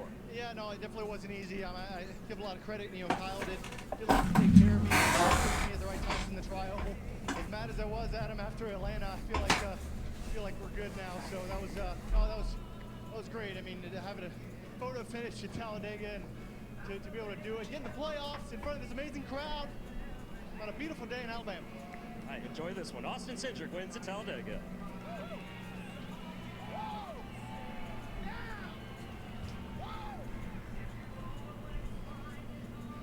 And Ryan Preece brings it home second today, your best career finish at Talladega. What are the emotions knowing the day that you guys had, running up front all day and coming up one spot short? Felt like I needed a hunch. A little weird inside the race car. I needed that little bit, like when you're on a go-kart to edge by Austin. But I'm happy. But as a racer, you want to win, right? And I felt like coming through the trial ball, I'm like, all right, you know, we're all sticking together, and nobody was really leaving me.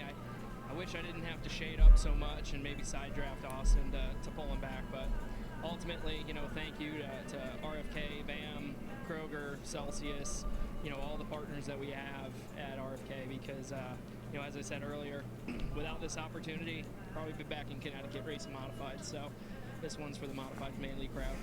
Hey, obviously Ford got the strategy right today, Ryan, but what's it like as a driver trying to calculate all that and time everything to stick with that pack to give you a shot? Yeah, it's not easy, and I felt like this was the most aggressive I've raced on a super speedway, and really pushing the issues, because you know you got to figure out who's going to have that fast car, and you know, obviously it was all Fords today, so the right holes open at the right times, but ultimately just 2,200ths short. Ryan Preece, though, grateful for the opportunity today, Mike. A great 1-2 for Ford. Austin Cindric scores the 200th victory for the Roush Yates Engine Company. The old, you know what? I'm tired of seeing it. The old system fucking sucked. You know, I'll straight up say it. The old system sucked. It did. It absolutely was trash. It had to change. Now, granted, do I need to see a playoff out of it? But no, the old system sucks. 100% it sucked.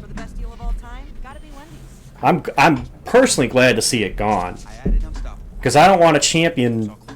I don't want to see a guy ride. Yes, you could make the same argument to playoffs, and I made this case on my Discord last night.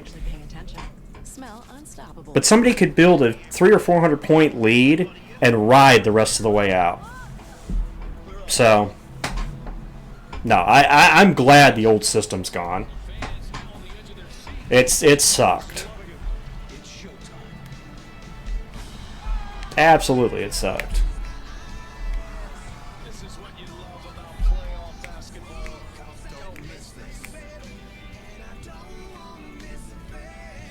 It was garbage.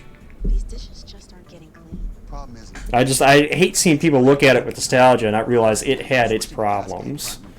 these new ponds have the grease-fighting power of Dawn, easily removing up to 100% of tough stuck-on food. Well, then Bowman's team should have had that car as close as it was to the limit, Shada. That's why the $5 biggie bag You know? cheeseburger is available all the time. We can talk what ifs all we want, you know. They Would smoke bacon is all the time. Duh. For the best deal of all time, gotta be Wendy's. It's not about the cars, the speed, the action. It's not about the party or the long weekend. It's about them. The ones that gave everything. This Memorial Day weekend, we honored the 66th running of the Coca-Cola 600. not if you ride 15th or anywhere between 11th to 20th in the last few races because you built such a big lead. You're riding. What I'm trying to say is the same argument people make for the playoffs you could make for the old system. Same argument. So you can't use that as a complaint for the playoff system when drivers did that under the old system too. Which is that you could ride around for races to end up a champion. Which you did and could do under the old system. That's my big complaint. That's why I harp on it so much, is because it pisses me off to see it, because they literally say it's like you're saying the same thing that they did under the old system is your complaint about the playoff.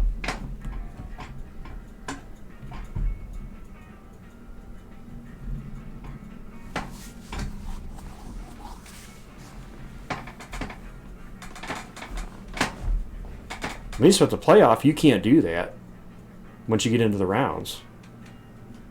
You have one bad race at the playoffs and you're done. The old system, you could have a bad race and still be leading the points. So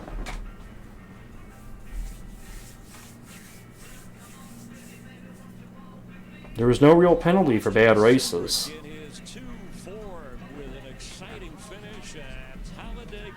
Says you. You don't know what's going to happen once we get to the playoffs. Whereas the old system, by this point in the season, we know who your contender is going to be.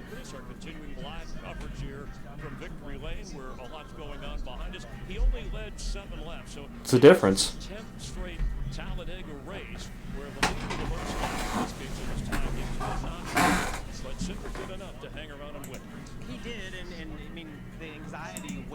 Of that race to see who was going to make a move, who wasn't.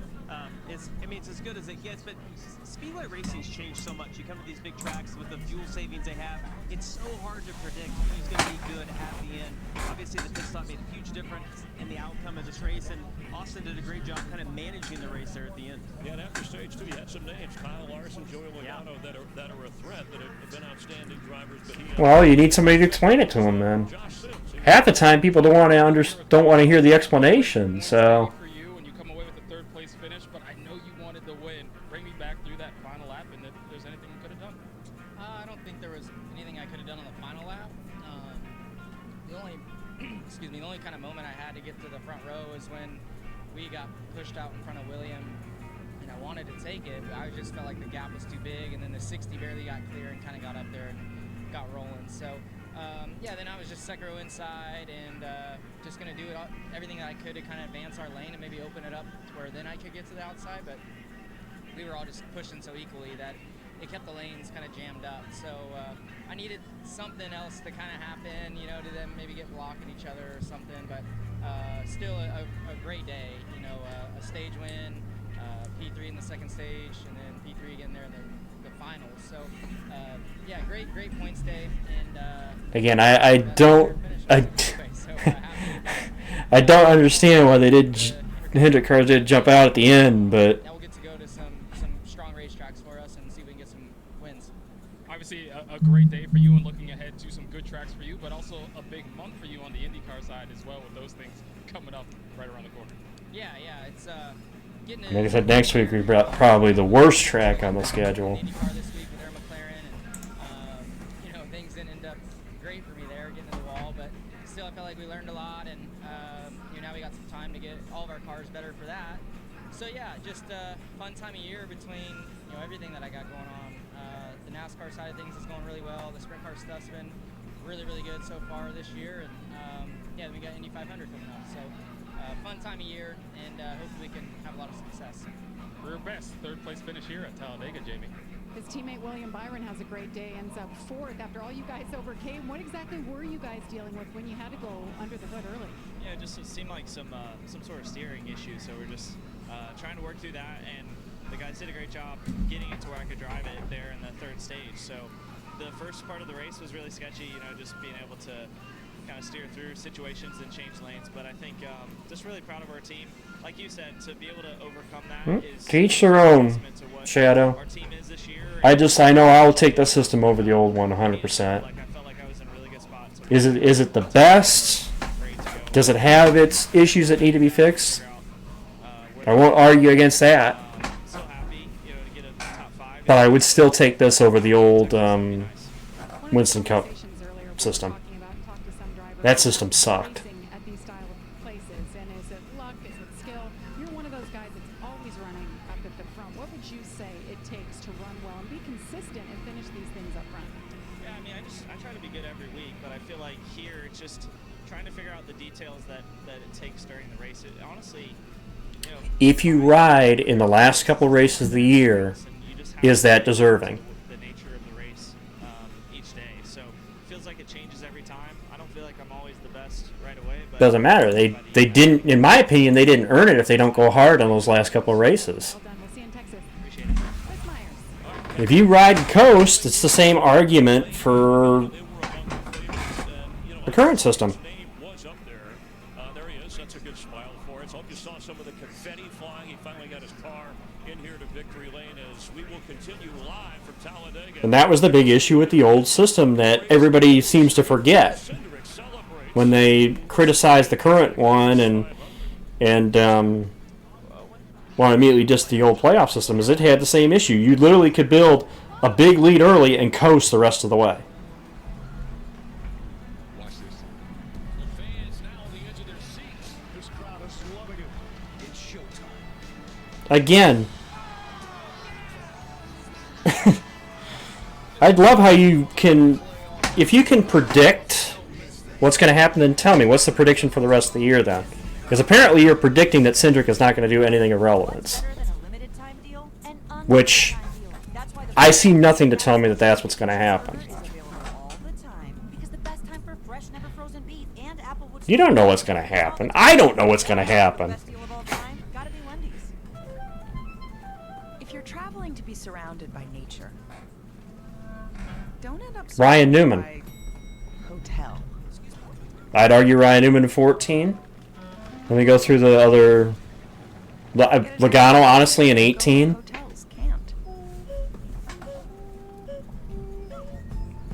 Not one I could take for 20. 21. What's better than a limited time deal? An unlimited 22, you could say Logano. And Chastain. 23. In all honesty, was Blaney. For the best deal of all time, gotta be Wendy's. And last year would be Joey. Concrete from the start. Alex is so fast he does his taxes January 1st. He speed reads 2 novels before noon. He's Spanish, but he'll French kiss on the first date. Alex has traveled the world. Here are his favorite places: Portland, Detroit, Monterey, Portland again, and rent-free in 32 drivers' heads. This is the front of his car, but if you race him, you'll just see the back. This is 3 times. But I think what's interesting is since we went to this format, though, you want to... Okay. Since we went to this format, the Cup champion has had more than a single win. The eventual Cup champion has had more than a single win.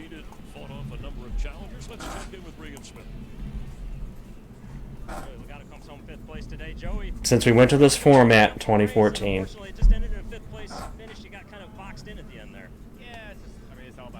And since the chase started, same things applied. The eventual champion has had 2 or more wins. The fewest wins the champion has had in the chase span is 3. We just got beat on the cycle there. I'm not even really sure exactly how yet. I have to go back and The last champion solid day for the Shell Pencil. under the Winston Cup format, was a single race champion, single race win champion. Solid day for you guys, and Team Penske finally gets a Speedway win. You guys have all been so close. How nice is it to see a teammate up there in the winner's circle? Well, it's about time one of us wins these things. When you think about the amount of laps led by Team Penske and Ford in general, we just haven't been able to close. So to see a couple Fords there on the front row duking it out, I wish one of them was me in a selfish way, but I also, it's good to see those guys run up there and being able to click one off for Penske. Solid fifth place day for Joey Logano. Yeah, and Joey, you know, he had the top 10 finish, his first of the year back at Bristol, the off week, now a top 5 finish, so trending in the right direction. You heard him talk about cycling through the pit stop where things didn't work out. He'll examine that, but they did work out for Austin Cindric. Well, yeah, I mean, that cycle of pit stops changed the complexion of the entire race. It looked like the Toyotas might be in the right position. But to be fair, also, Cindric probably has, honestly, the 2 car's been the weak link since Brad left at Penske. I mean, Ryan and Joey have definitely been the better of the 3. So. Cindric's pit crew, I mean, they just did an amazing job on that last stop, got him out front, and then he was able to manage it. We didn't have the big wreck, but early crashes, and we showed some of the highlights during the race. I mean, it took out guys who had success here, guys like Blaney And honestly, Chris is mentioning, I'd say that's the biggest stunner from today. No big one. The most cars we saw caught up in a wreck were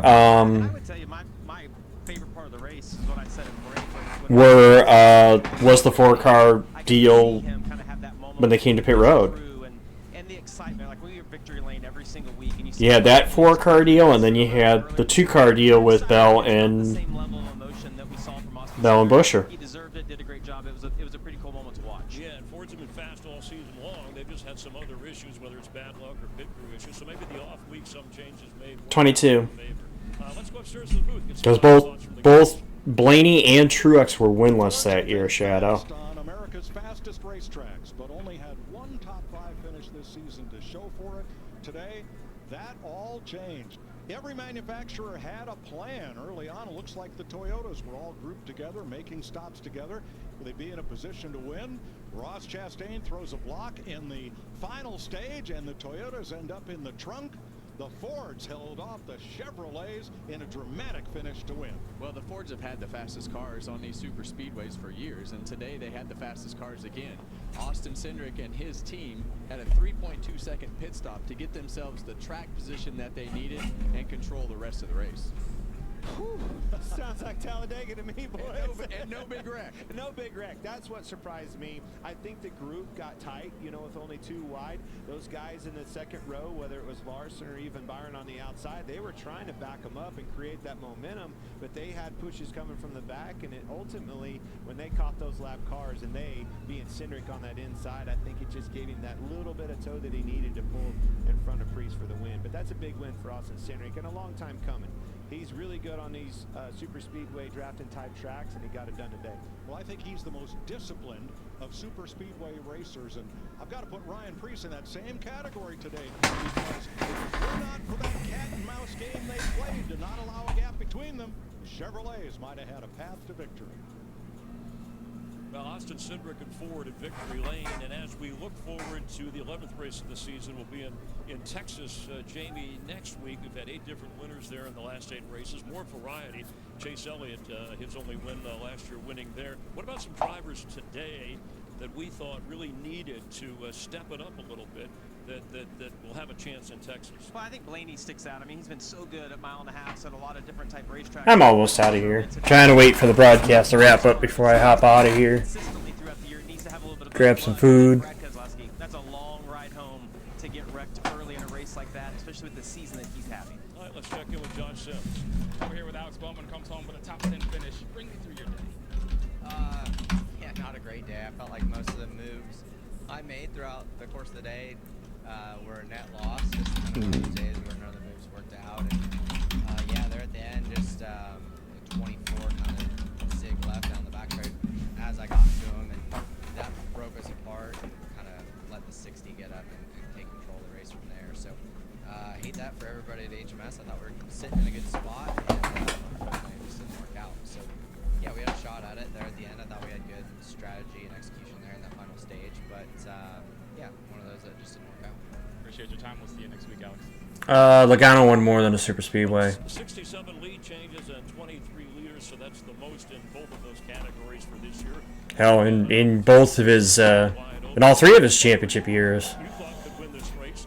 Wound up fifth straight Talladega top 10, so he was still in the hunt. Yep. Yeah, great. I mean, a great day by Byron. I mean, Hendrick Motorsports in general had a great day. Larson. Now, I don't think there's ever been a champion either, under either format that's won only super speedway races and won a championship. At one point, looked like Toyotas were working together. The Fords were not, but in the end, even though they weren't on the same Penske team, Penske and Victory Lane, with Cindric, it was still Fords working together with Cindric passing Ryan Preece. Yeah, I mean, it's what we've come to expect at this type of racing for manufacturers to get together. You can't blame them. It's just part of it now. All right, don't forget, we'll be in Texas next Sunday. On Saturday, you can catch qualifying on Amazon with our guys. And we'll see who can come up with the victory in the 11th race of the year. We had 4 cautions today, by the way, and that final stage, though, was caution-free, and that's when, of course, the pit crews came into play as much as they could. All right, stick around for more programming next on Fox. This has been a Chuck McDonald's production. Well, now you're getting into what ifs. McMurray, Chris Myers, and our entire crew. Thanks for being a part of NASCAR on Fox. Have a great week. We'll see you next Sunday.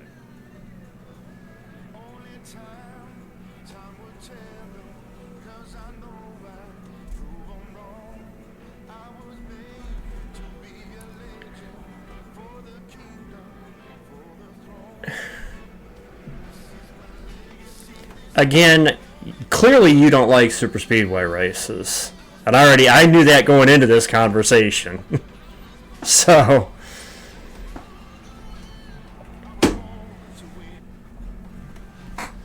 it's part of the game. You have to it's part of the game. You have to play it.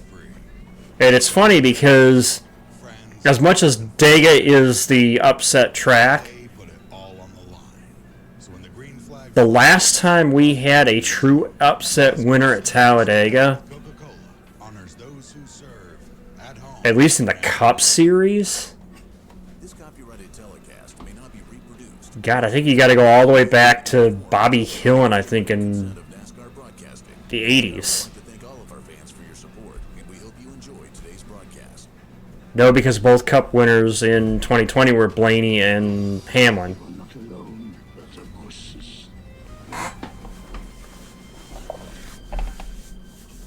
At Talladega, I think the last one I think was actually Phil Parsons in '88. Phil's only Cup win. You're talking guys that I'm talking guys that only won one Cup race. You spot a work zone up ahead, but you're already running late. Is that extra minute really worth risking your safety? Decision time. No, not in the Cup Series. Mind the signs. Avoid the fines. Well, I'm talking Talladega in general, because Talladega is the one that's known more for the upsets. Bain and Haley, yes, at Daytona. But if you're talking all, then it's just those two. Really, it's just those two. The one Cup race. McDowell had the win at the Indy Road Course to add to his resume, so not him. McMurray, no, I wouldn't count McMurray either. McMurray won Charlotte twice in his career. So McMurray wouldn't count under that.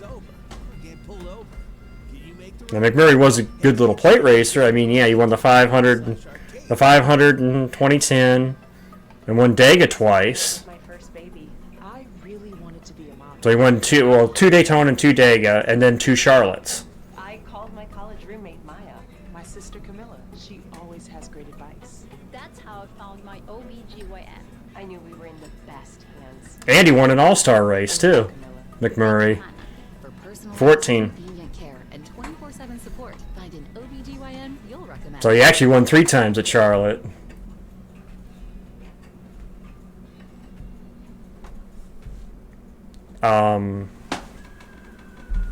Trying to think. Yeah, because everybody else that won Daytona, the last true upset Daytona winner, there wasn't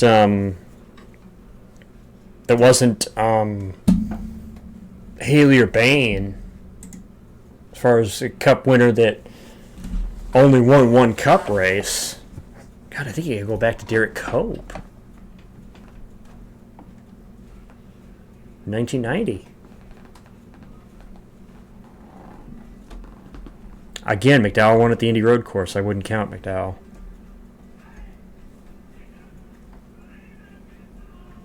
He won at the Indy Road Course, not to mention had that great start to the year, and the year after he won the 500, so 22.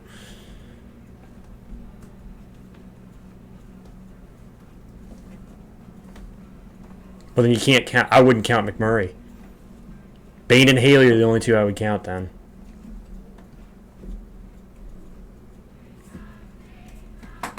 If that's the case, like I said, you'd have to go all the way back to 1990.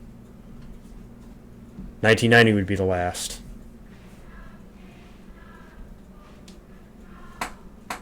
Again, 1990. Because between 90 and let's say Trevor Bain's then, or actually no, it would be Haley's, which would be 2019. There was not a true upset winner in a Cup race.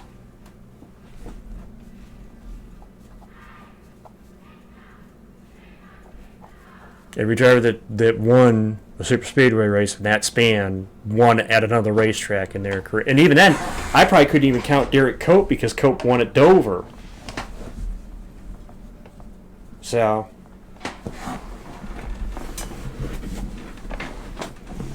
and a true upset is a driver that wins one Cup race, and that Cup race is on a super speedway, like a Bain, like a Haley.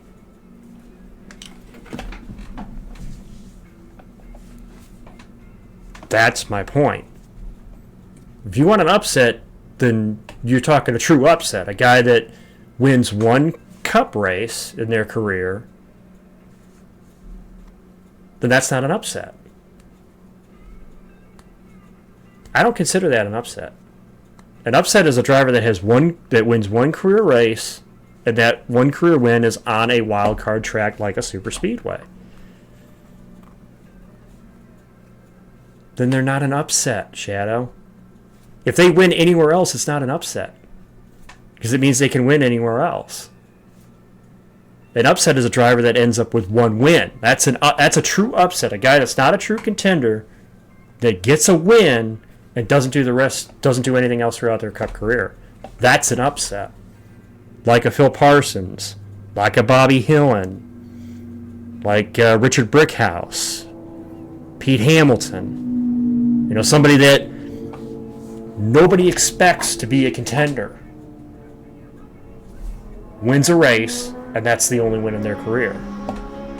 Now, Bain's, to kind of defend Bain a little bit, Bain had health issues. Now, you see, I thought about putting Cope random, but then I remember Cope won Dover the same year. He won Dover in 1990.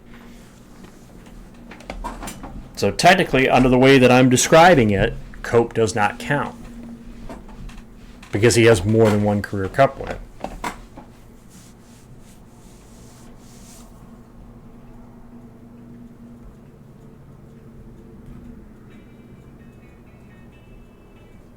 Then it's not an upset. It's not an upset, Shadow. If a driver has more than one win, it's not an upset.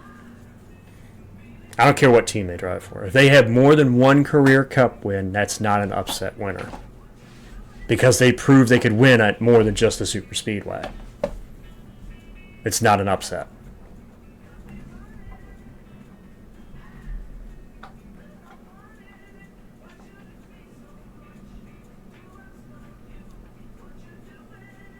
Honestly, until he won the truck race this year, Sonic, Hemrick I would consider one. Hemrick was an upset. That was an upset.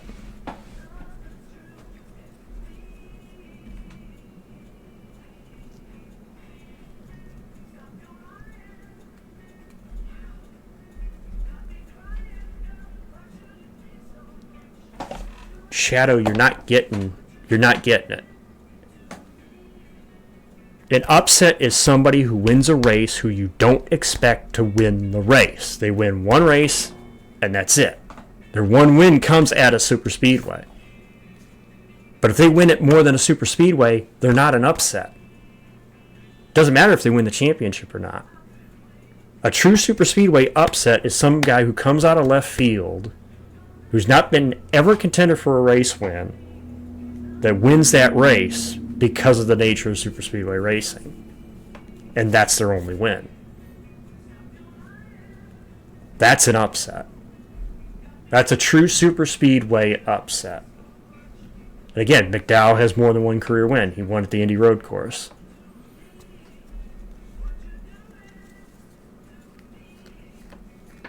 So McDowell doesn't count.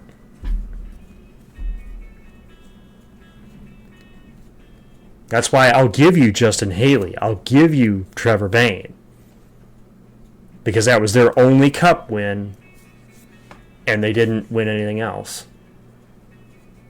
No, it doesn't, Sonic. McDowell has more than one career Cup win. And his second win was not on a super speedway. Probably on one of the hardest disciplines, a road course.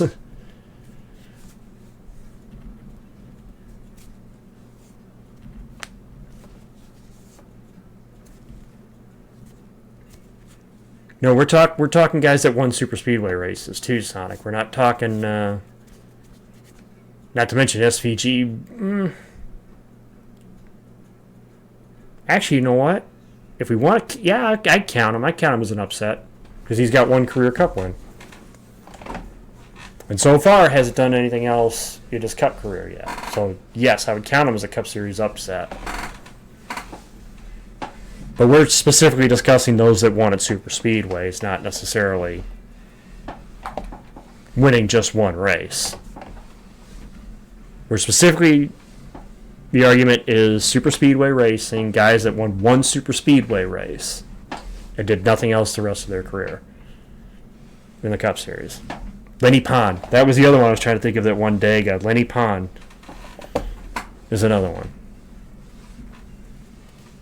Talladega has the distinction of being the track that had the most guys that won once there. Eric won more than one race. He won the rain short in Daytona in 14. He won Dega in 18. Then he won New Hampshire. Amarola would not count.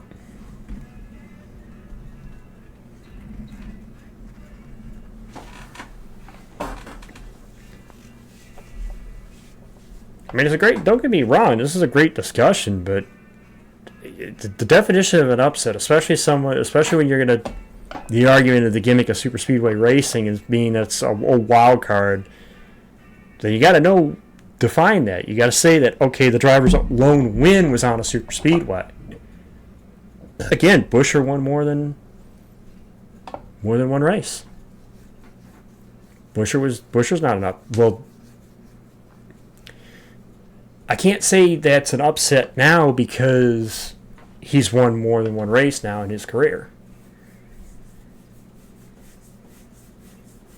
We're talking their career, their total career. They had one win, and that one win was on a super speedway, a Daytona Talladega win.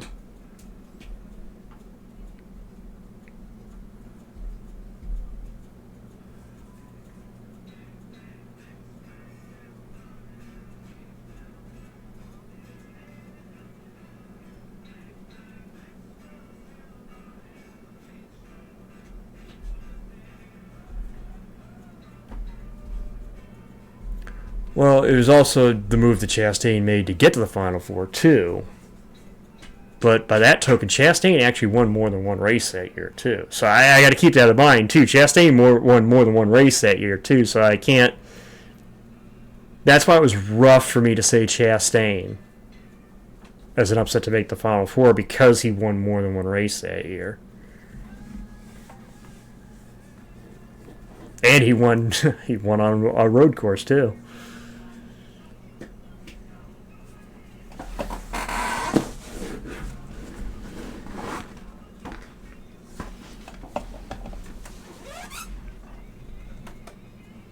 Daniels won more than one race. Hell, his first career win was on a road course. Sonoma.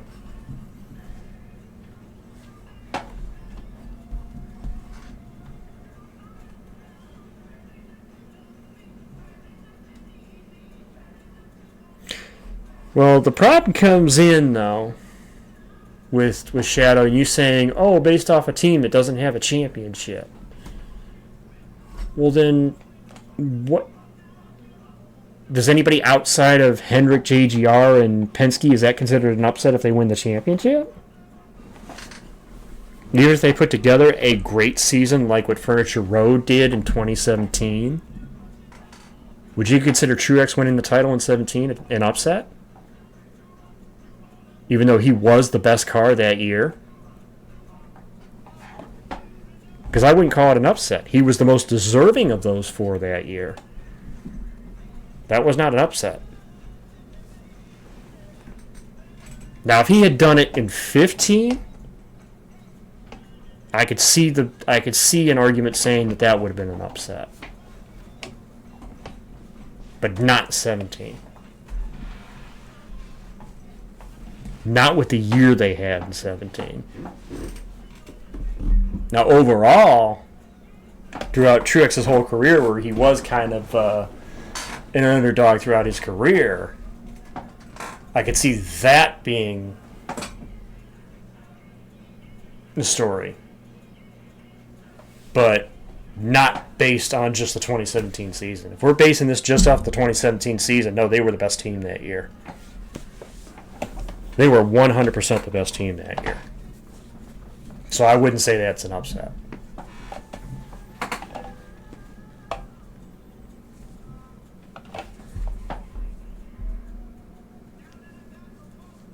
Not in 17. Like I said, 15 if he had won that title, making the Final Four, yes. Not 17.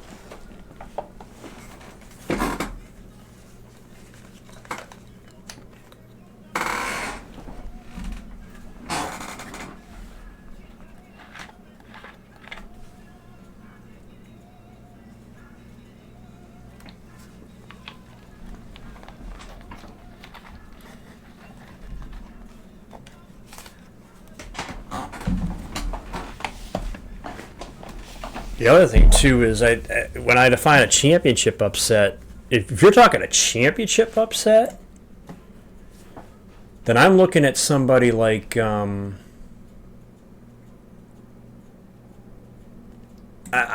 look at drivers that went into a playoff either with one win that was a super speedway or didn't have any wins going into the Final Four. That's why I say like a Newman. If Newman had won the 2014 title, he came one spot shy of doing so. I would consider that an upset.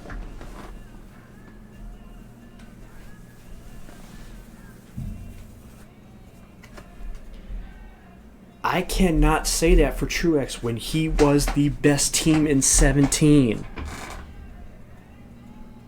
Alan Kawicki's title in 92 was more of an underdog title win than Truex's.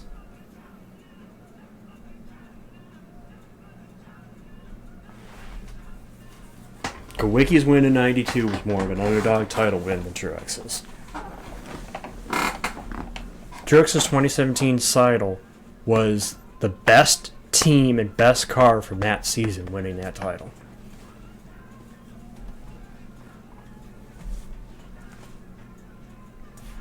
Was I absolutely happy that Truex won that title? Absolutely, because he deserved it. But they had the best team that year. More stage points in the first year of stage racing than any other team. They were by far the best team that year. No way do I call that an upset.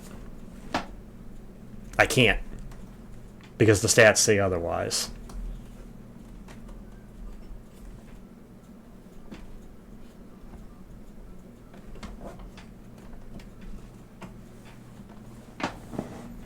Truly, under this system,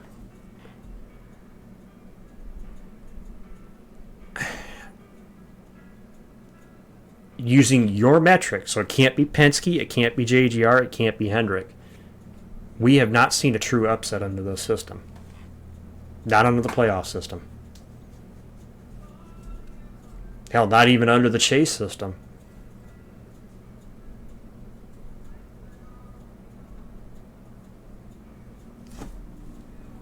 Not under your metric. Which is no Penske, no JGR, no Gibbs. Or no Penske, no JGR, no Hendrick.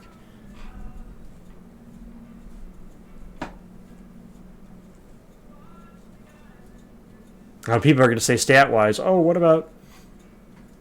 You can't lose Logano because he's Penske. You can't use Chase because he's Hendrick.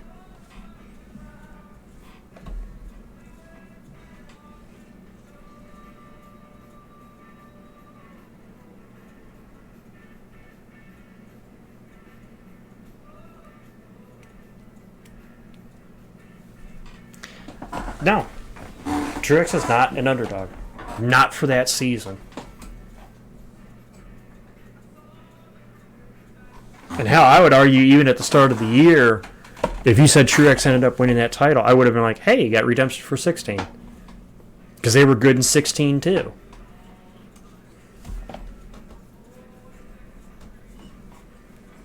So no, I would, if you were to ask, I'm telling you, if you would have asked me back in 17 or told me back at the start of 17 that Truex won that championship, I'd be like, hey, you got redemption for 16.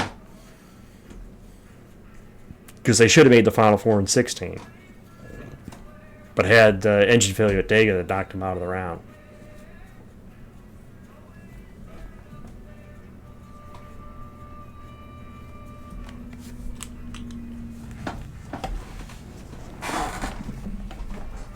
Now, I'm not going to disagree with you in the fact that everybody's going to say, oh, well, my guy's going to win it as far as they're going to pick their favorite.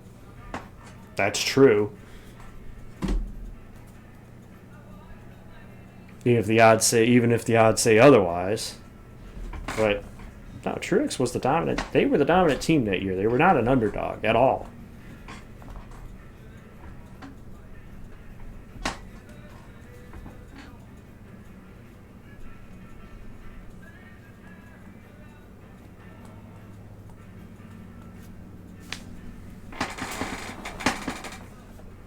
Now, even if you go back and look at the old system, the last true real underdog that we saw win a championship was Kawicki. 92. That was the last true underdog champion.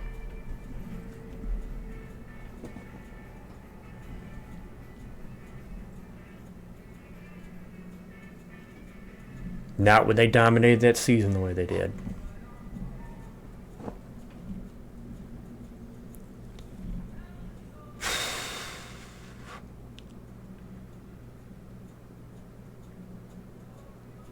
I'd have to think on that one. I would honestly say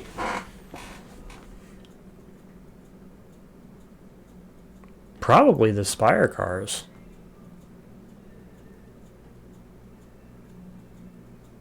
Would be underdogs. Well, it's hard for me to say because McDowell's won more than one race.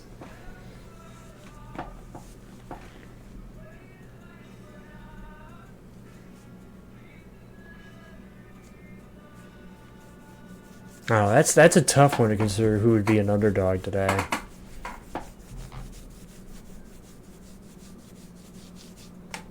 Anyway, I gotta stop the stream because I gotta get something to eat, get everything done that I gotta get done, so.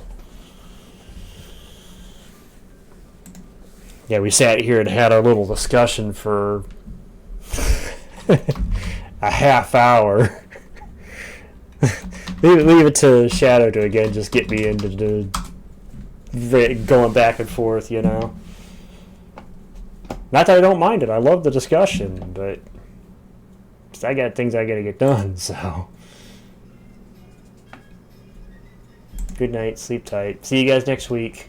Although next week is, Texas. That's okay, I'll be here. I'll try to keep everybody awake next week. So, I'm out. Sleep tight. Don't let the bed bugs bite. Peace.